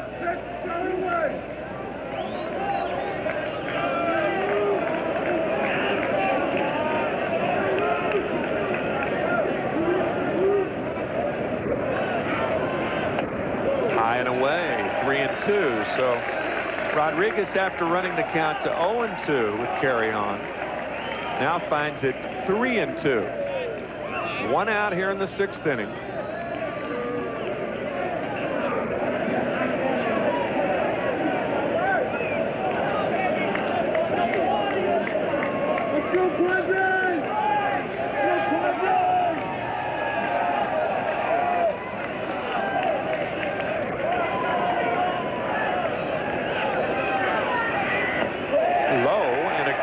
Back by Mark Carrion. That's going to bring up Vince Coleman with runners at first and second and 1 out here in the 6th inning. I guess this is one of the few times that we bring you the news during the game. This fog is starting to settle back down again.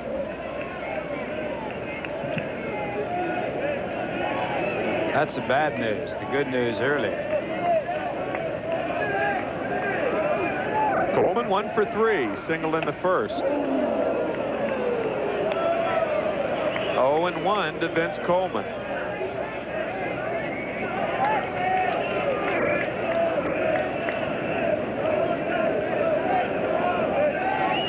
Derek Lilliquist started this game, and Wes Gardner of the Padres started the inning, and then the fog delay was put into effect. A high strike. No balls, 2 strikes to Coleman.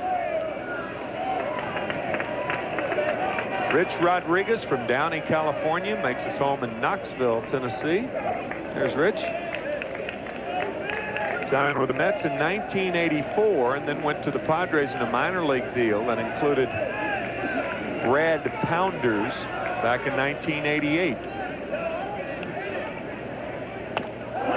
Coleman strikes out. First strikeout for Rodriguez. 2 out now, and that'll bring up Tommy Herr. Second baseman Tom Herr.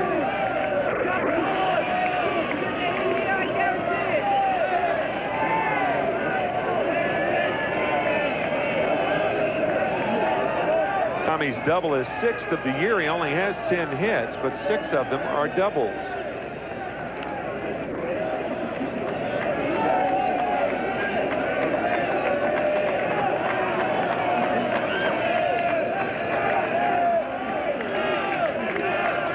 Screwball outside.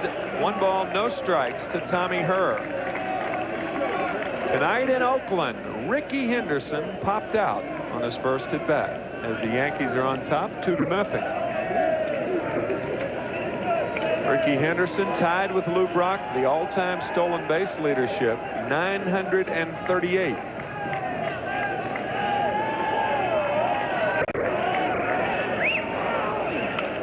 Check swing, 1-1 to Herr.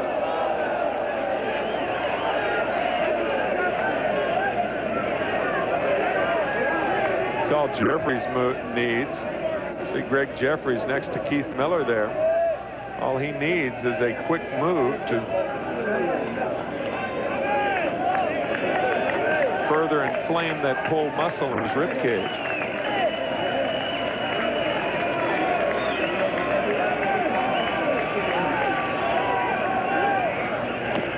Low, ball 2, 2-1.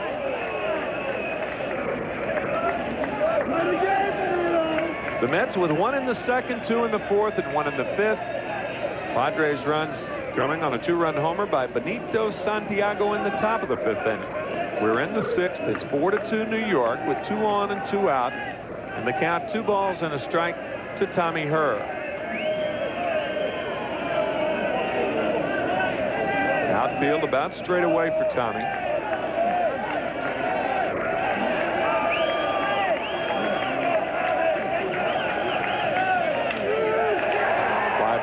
Play down the right field line, 2-2 to Herr.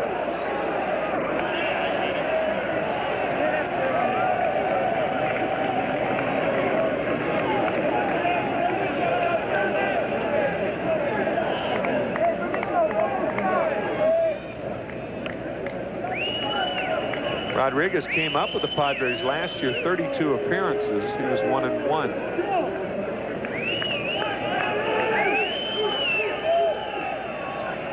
2-2 to Tommy Herr.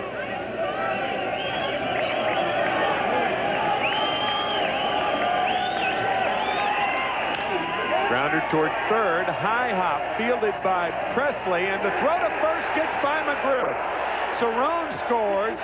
5-2 New York as Carry On goes to third.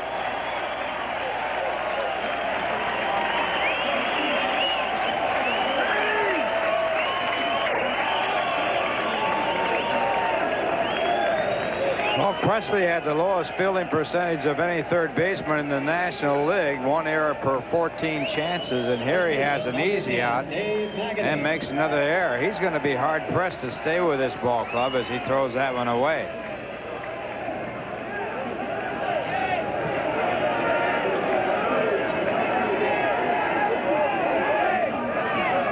McGriff unable to pick it out of the dirt, and the Mets pick up another run. Dave Magadan, a little looper over third, fair ball. Herr's going to go to third, Magadan to second. It's now a 6-2 ball game.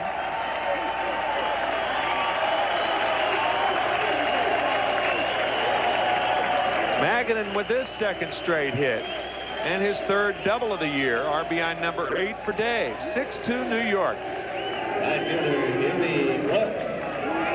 And this one sliced right down that line, just fair.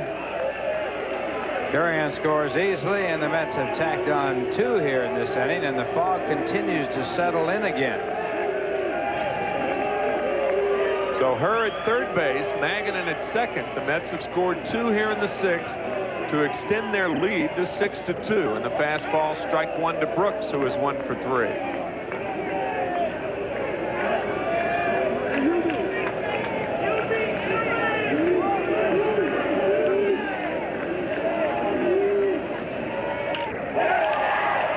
Drive, and Presley catches it in the air, but the damage done. 2 runs for the Mets. Gosh, it seemed like a long half inning. It's 6-2, New York after 6, and we're back after this from Anheuser-Busch. A game delayed an hour and 36 minutes by fog finds Pete Shorrock in for Doc Gooden. Pete's numbers there, only 21 years old, from Falls Church, Virginia. Tony Gwynn leads it off for the Padres here in the 7th. And back in to call it for you, here's Ralph. Okay, Tim, and Tony Gwynn 0 for 2 batting here in the 7th inning. And the first pitch is a fastball for ball 1. Fog has settled down once again, is becoming a factor in this ball game. Gwynn came into this game hitting .350, and he takes the next pitch for ball 2. 2 balls, no strikes. Gwynn grounded out the 2 times he faced Doc Gooden. As you look at the field conditions here, and Shurk misses again, so it's 3-0. Mets leading 6-2. They've out-hit the Padres 12-3. Doc Gooden was a 2-run home run by Benito Santiago. That put the Padres within 1 of the Mets back in the 5th inning. Mets leading in by a score of 3-2. They stretched it out to 6-2, and Gwynn works out a walk. So Shurk walks his first batter. And that'll bring up Fred McGriff. Baseman Fred McGriff. Gooden, in his 6 innings of work, gave up 2 runs on 3 hits. He struck out 5 while walking none. Now has 39 strikeouts and leads the National League in that department.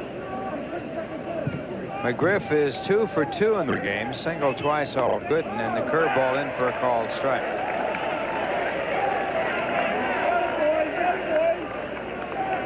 McGriff with a 7-game hitting streak with his base hit here tonight, his first time up.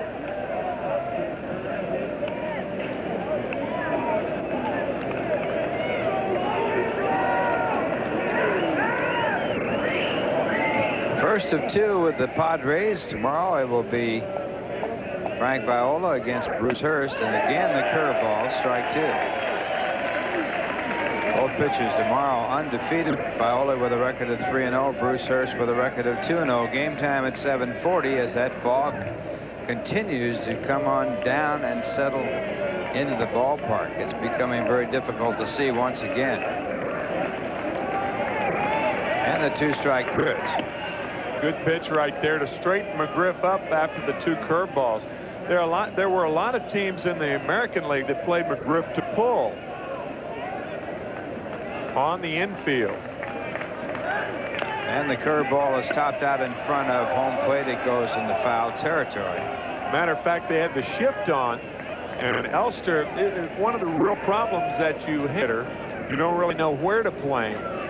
The scouting reports really don't include the American League batters, so you see a guy like McGriff with power the other way, and you're Kevin Elster. I just remember that just from watching American League games, I think Elster should be a little closer to second base. Against left-hand pitching last year, he hit .257 with 8 home runs. Against right-hand pitching, .324 with 27 home runs. And the fastball a ball. It's 2-2.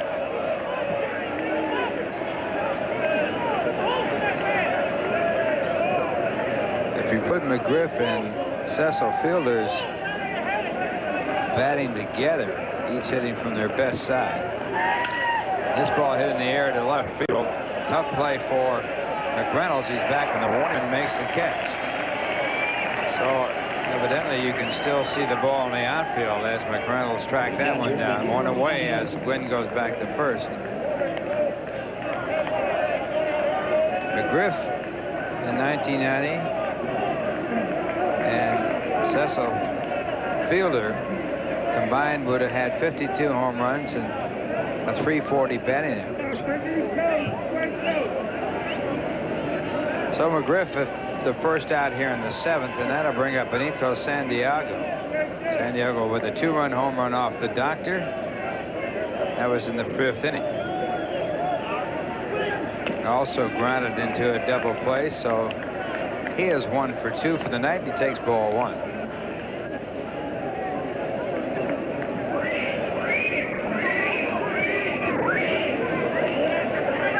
Gwynn, the runner at first base. Mets leading 6-2. And this ball fouled back into the stands.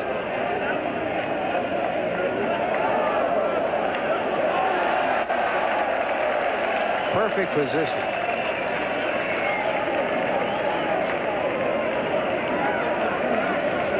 One of more tools. San Diego has new uniforms this year. They've gone away from the original colors and put ahead back in 1969, but brown and yellow. Adobe Brown. Fly ball to center field. Coleman comes up. It drops in front of him. He plays it on the bounce. And that was Adobe Brown with a B, right? Ladies and gentlemen, your attention, please. Batting for Mike Aldretti, number 4. Now scheduled up Mike Aldretti, but they're going to pinch hit for him.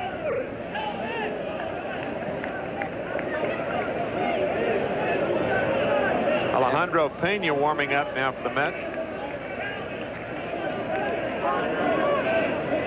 Darren Jackson will be the pinch hitter. Jackson last year with the San Diego Padres batted .257 with 3 home runs. He takes the first pitch for ball 1.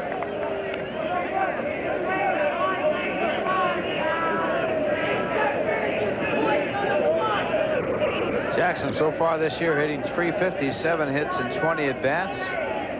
One of his hits a home run. He's driven in 2. And that pitch, a breaking ball for a called strike. 1 ball, 1 strike.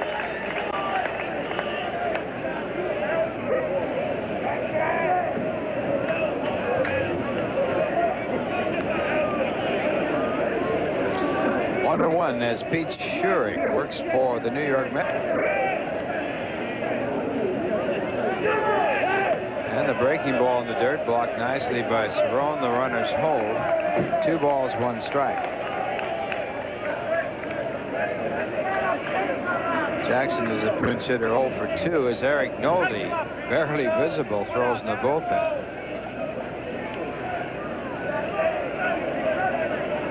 It hit those fungos at this time instead of about 10 minutes earlier. This game probably would never have been started again. Here's the 2-1 pitch. Hit hard down to third. A great backhand play by Johnson. He throws a ball wide at second base. Herr comes up with the throw, but it is everybody safe on the wild throws. So Johnson should be charged with an error there. And the bases are loaded, and that puts a time run at the plate. Well, your priorities change once you make a play like that. A fine play by Hojo right here on the backhand, but you forget the double play. You want 1 out, especially after that double clutch. And he throws it inside the bag, and Herr unable to stay on the bag. It pulls him off the bag, and the Mets fail to get 1. Remember, when you have a 4-run lead, you try to get 1, not 2, especially after making a play like that. So an error charged to Howard Johnson, who loads up the bases, and with 1 man out, the batter will be Jim Presley. Mets have action going in their bullpen, so Schurig is out of the ball game, and that'll bring in Alejandro Pena. And this call to the bullpen is brought to you by New York Telephone. We remind you that we're all connected. Now here's a word from DHL Worldwide Express. Alejandro Pena in the ball game now. No record for Alejandro is 7th here. He has worked 8 1/3 innings. And Buddy Harrelson going with the platoon right here with Presley, the right-hander. right-hander, the third Met pitcher. So the sixth pitcher of the ball game. 3 for the Padres, 3 for the Mets. And Jim Presley, the batter. Jim is 0 for 2.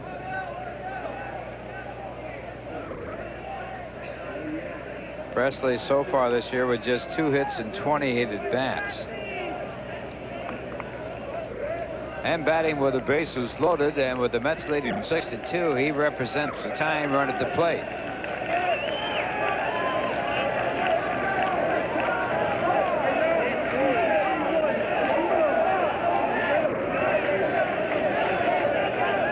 And the first pitch by Phenia, good fastball, strike 1.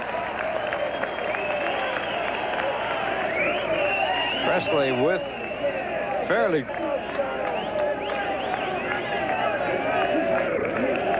has the capability of hitting the ball out of the ballpark.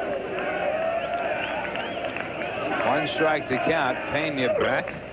This ball hit hard to left. Out there is McReynolds. He tracks it down, makes the catch. Tagged up at third is Tony Gwynn, and he comes in to score on the sac fly. So Presley to drive in his 3rd run, and it's now the Mets 6 and the Padres 3.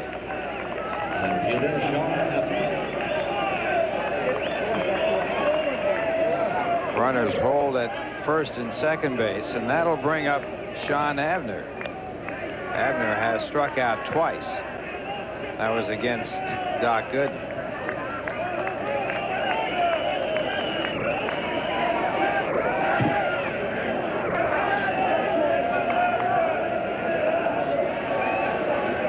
Santiago, the runner at second base. Jackson, the runner at first base, and the first pitch is a fastball inside for ball 1.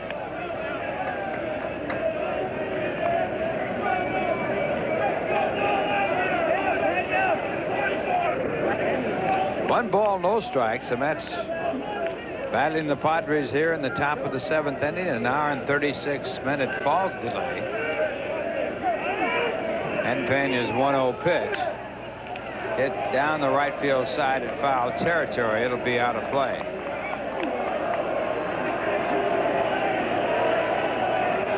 Padres came in here to Shea Stadium after losing 3 in a row to the Philadelphia Phillies and dropping out of first place. Cincinnati taking over first place by percentage points.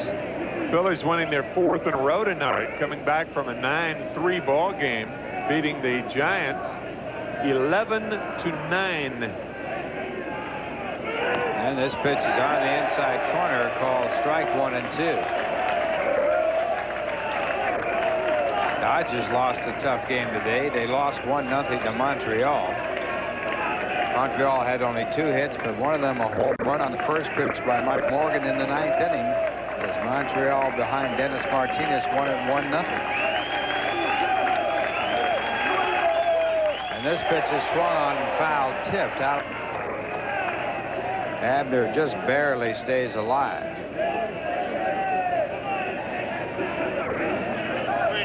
Pena's split finger fastball almost gets Sean Abner after the heat, the splitter, and Abner just stays alive.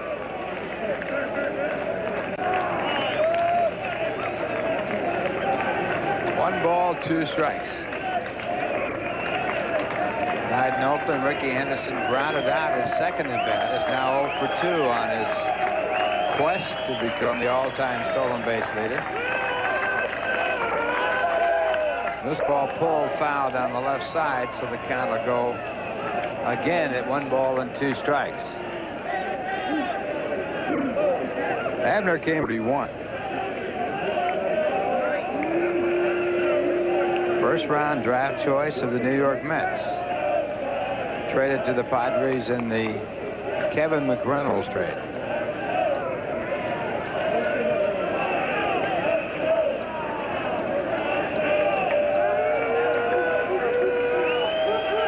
Again, the 1-2 pitch and a ground ball to the first base side. Maggerman has it. Phenia takes it and wins the race to the bag that retires the side. 1 run on 1 hit, 1 error, and 2 men left on base. And on the GE line score, It is the Mets 6, the Padres 3, and we'll return right after this message.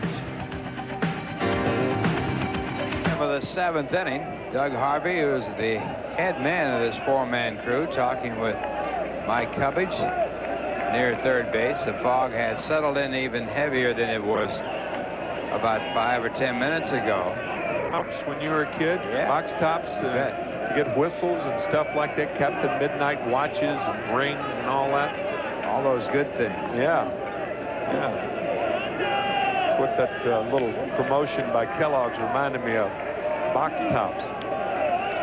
Sending in box tops, getting different gifts. Good merchandising. Yeah. 11:30 here at Shea Stadium, an hour and 36-minute fog delay, and now Howard Johnson will come in to start it up for the Mets in the bottom half of the 7th. Howard with an infield base hit, a home run, the deep fly ball to left. 2 for 3 tonight. 4th home run of the year in the 4th inning. And on the mound, Rich Rodriguez, who once pitched in the Mets organization. Got as high as Jackson in the Texas League, and the first pitch, ball 1.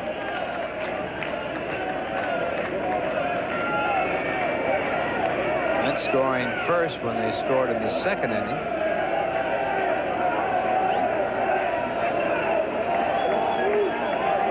They are 7-3 when one of the game. And Rodriguez misses for ball 2, 2 balls and no strikes. That's got their next 2 runs in the 4th, added 2 more in the 6th. And they lead by a score of 6-3.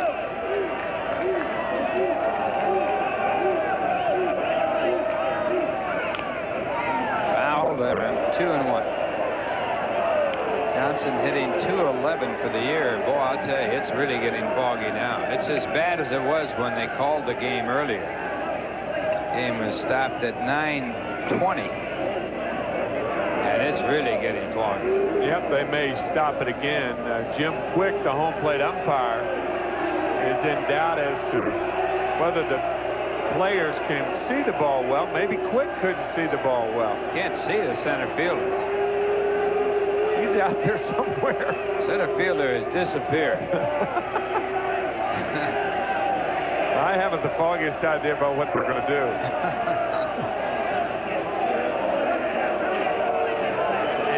Looks like they're calling the Padres in off the field, and we're going to have another fog delay.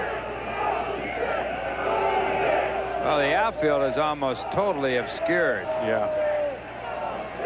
And so Doug Harvey's saying, okay, we'll wait it out again, or at least try to wait it out again. So we have time called here at 11:32.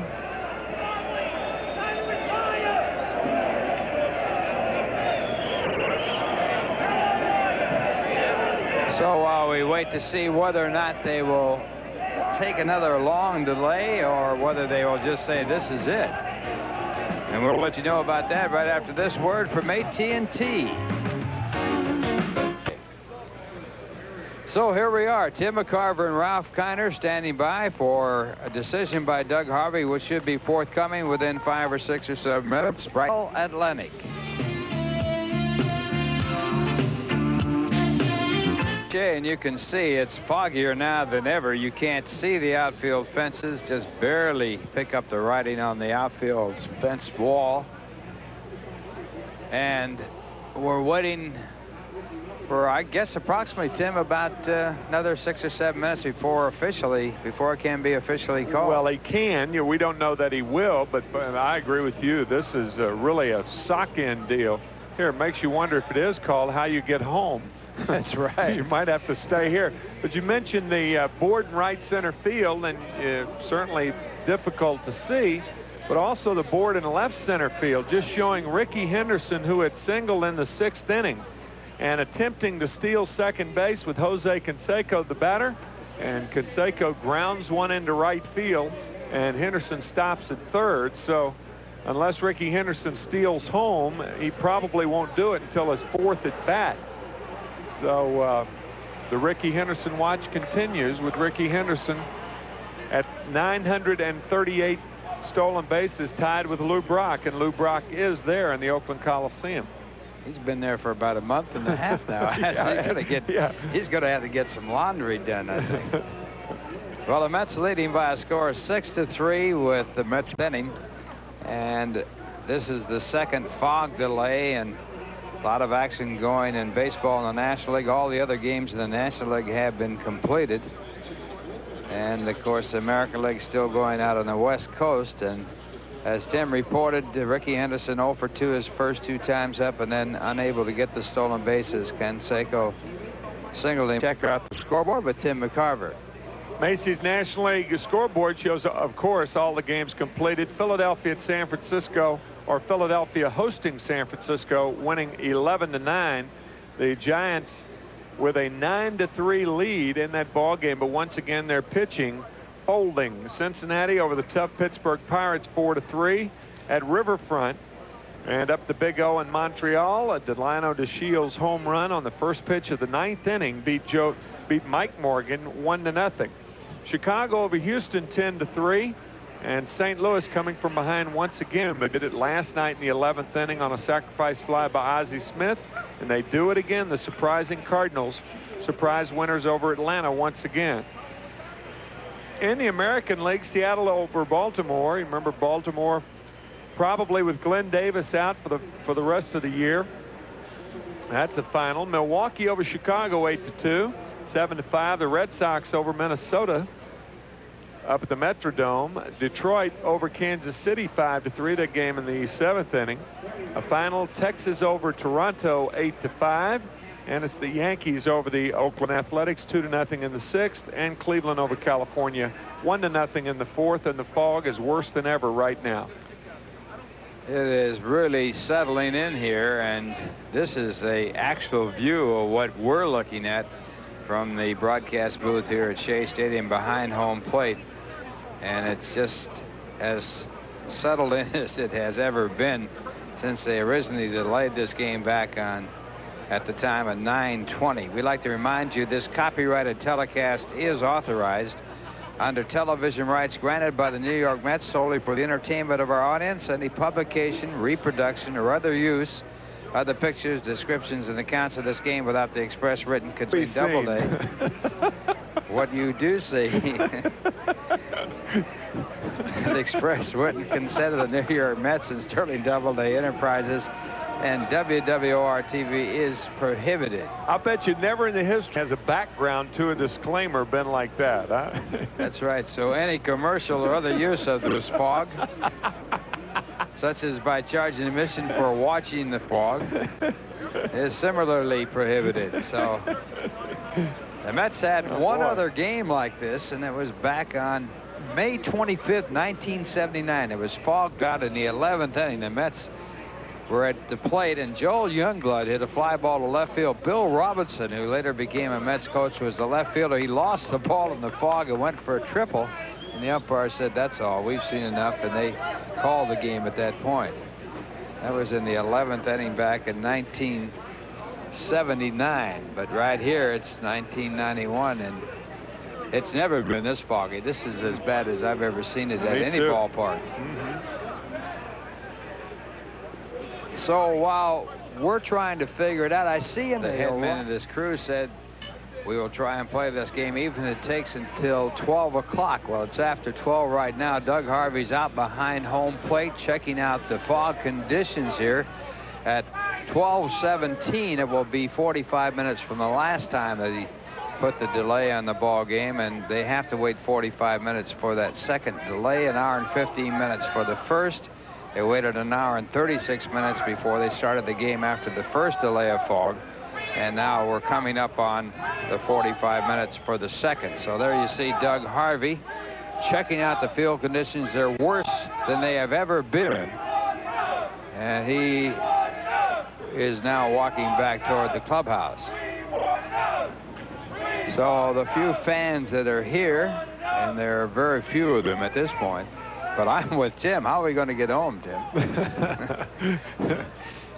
Might as well stay here to the fog lifts because we can't go home anyway. Well, later on today, it's going to be the Mets against the Padres at 7:40 p.m.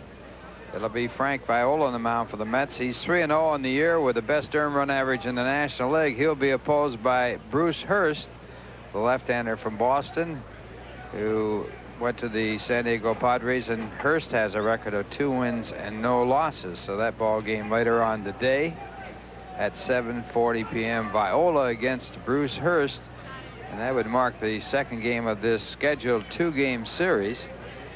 After a day off on Thursday, it'll be San Francisco coming in for Friday, Saturday, and Sunday, and then the Dodgers on Tuesday and Wednesday. And there's a sign it is off, and the ball game is over. So a final score on this ball game. The Mets win it by a score of 6-3.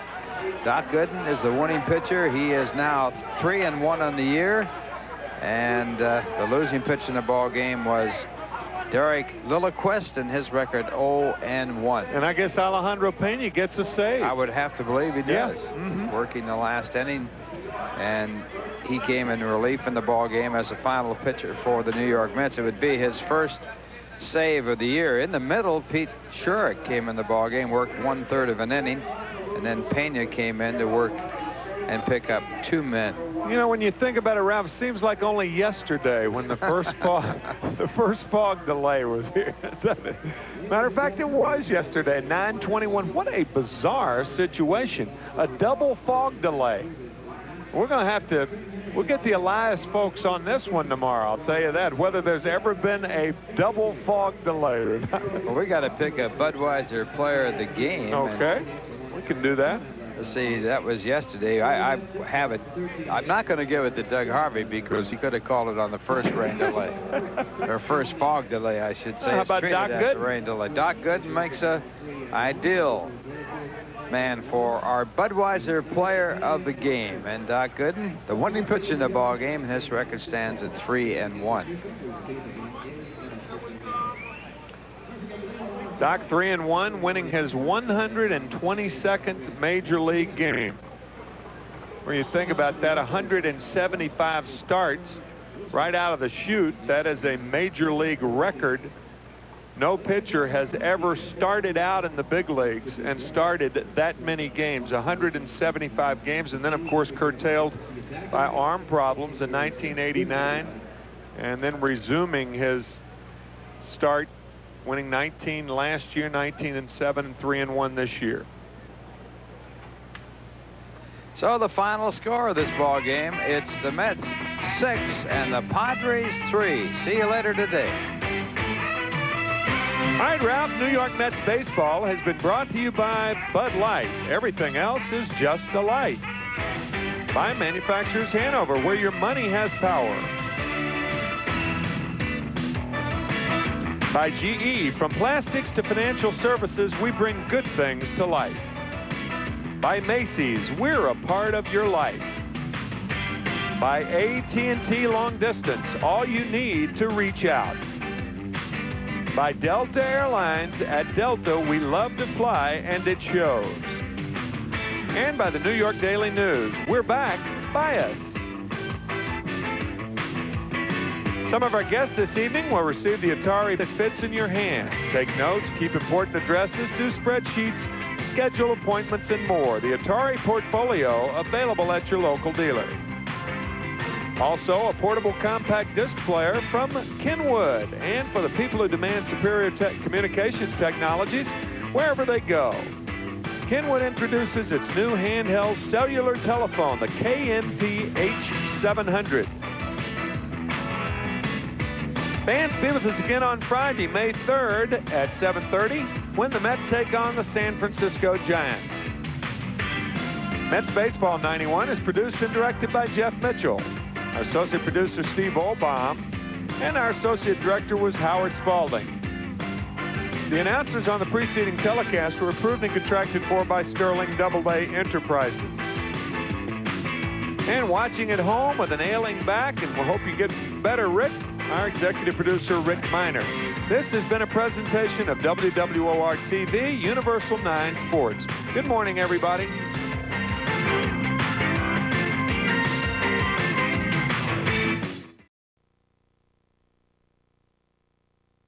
Dave Justice faced Mike Morgan. That ball's drilled into the right field corner. Strawberry. Goodbye, Dave Justice. His 19th homer put Atlanta ahead 2-1.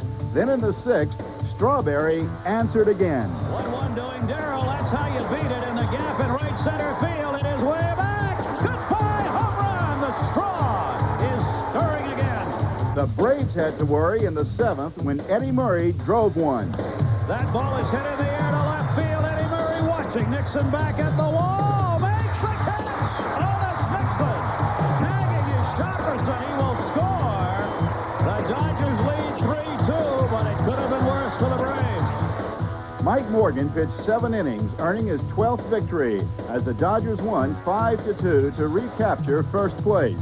LA's victory broke the Braves' 7-game winning streak, and it was the Dodgers' 6th win in 7 tries in Atlanta. Enough to make a guy lose his hair.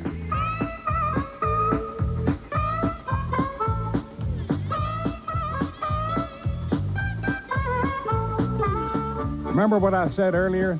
Got to keep your eye on the ball. No, not like that. Here's a toss to make your eyes cross. Reckon I'm talking double trouble. Watch. Uh-oh.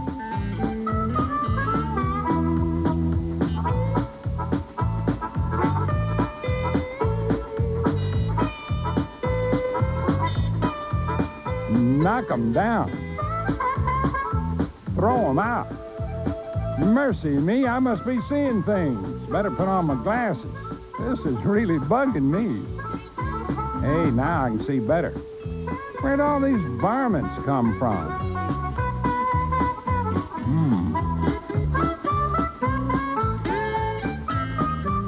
Here, kitty, kitty. Hey, that's a rat. Folks, time now to call in our top 5 defensive plays from This Week in Baseball.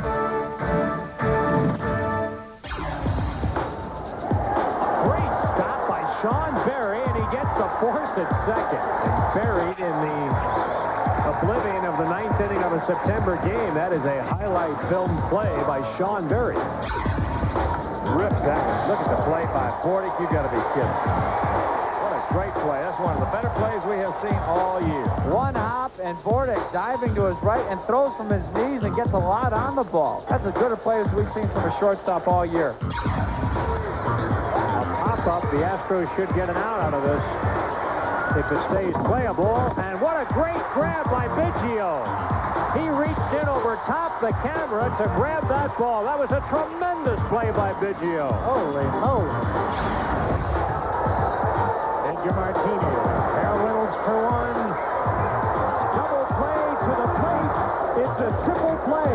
Around the horn, third to second to first and home plate. And the Mariners have turned the triple play. He gets under it. Caminetti over, leaping, and he got there for the catch. He didn't even put a hand down and ball defend. Youngsters, do not try this on the couch in the living room. That's it. The Braves are back in first. Keith Mitchell scores, and Bedlam breaks loose. Never say can't to Mr. Gant. A clutch single that was mighty fine that put Ron on cloud 9. I mean, this is what you dreamed about when you were a kid, being in the major leagues and, you know, getting a game-winning hit in the World Series or the playoffs or whatnot. And this feels like the same type of situations that I dreamed about when I was a kid, and I came through. Game 3, series finale, first inning. The sun was shining right in Juan Samuel's eyes. With the bases loaded, up came Sid Bream. Pitching, Ramon Martinez. There's the 3-1 delivery. Fly ball deep right center field. Back goes Butler. This ball is gone. A grand slam. And Bream, a former Dodger, spearheaded Atlanta's 5-run first. The Braves went on to score 9 runs for Steve Avery, who pitched the full 9 innings for his 16th victory. L.A. lost 2 of 3. For the Dodgers, well, it turned out to be baseball's version of Little Bighorn, or maybe it was Dances with Braves, because they really had a ball today. But storm clouds were brewing. Otis Nixon suspended for drug use. You know, we've overcome so many other things this season that we could go ahead and do the job without Otis Nixon right now. And, you know, we have a real good ball player in Lonnie Smith, too, that has played a good deal this year, and he's got a knack for getting on base, so we should be okay in that respect. You know, as a team, we just got to battle adversity like we did when Sid Bream and Dave Justice were out of the lineup. We did that. We handled that real well. We won the majority of those ball games when those guys were out. So now we just got to focus on a pennant race. Lonnie Smith replaced Nixon, and against the Giants, Smith and the Braves stumbled, losing 2 straight. This suicide squeeze play backfired, and Atlanta's 7-game road trip began on a mighty bad note as the Braves stumbled out of first. Meanwhile, in Los Angeles, the Dodgers had to fight from behind against Cincinnati. 9th inning, Dodgers trailed by a run. The batter, Lenny Harris. The 1-2 pitch is a ground ball to the hole. Takes it to left field. Here comes Opperman to score. Tie it up 3-3. That clutch hit sent the game into extra innings. And in the 12th, Cincinnati jumped ahead when Chris Jones belted his first Major League homer. Bottom of the 12th inning, Tommy Lasorda's troops battled back again. The score 5-5, the batter, Jeff Hamilton. Here's the 0-1 pitch. Swung on a fly ball to center field, over the center fielder's head. The Dodgers with 3 in the 12th win 6-5 and are only a half a game behind the Braves. The next night against the Reds, hot-hitting Cal Daniels belted a 3-run homer, his 16th. For September, Cal's batting over 300, while teammate Eddie Murray's been batting closer to 400. Murray and Daniels round-trippers helped the Dodgers jump ahead 5-3. 9th inning, 2 outs. Dodgers fans on their feet. Will the Dodgers be 20 games over the 500 mark? And back in first, yes! The Dodgers are the leaders once again in the National League Western Division as Steve Wilson has his first save. The following night, only a few miles away in San Diego, loyal Braves fans doing the tomahawk chop. While on the field, Atlanta's Rafael Belliard chopped away at the Padres.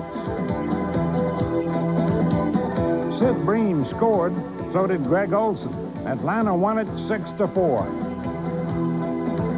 The same night back in L.A., Eddie Murray blasted a 2-run homer.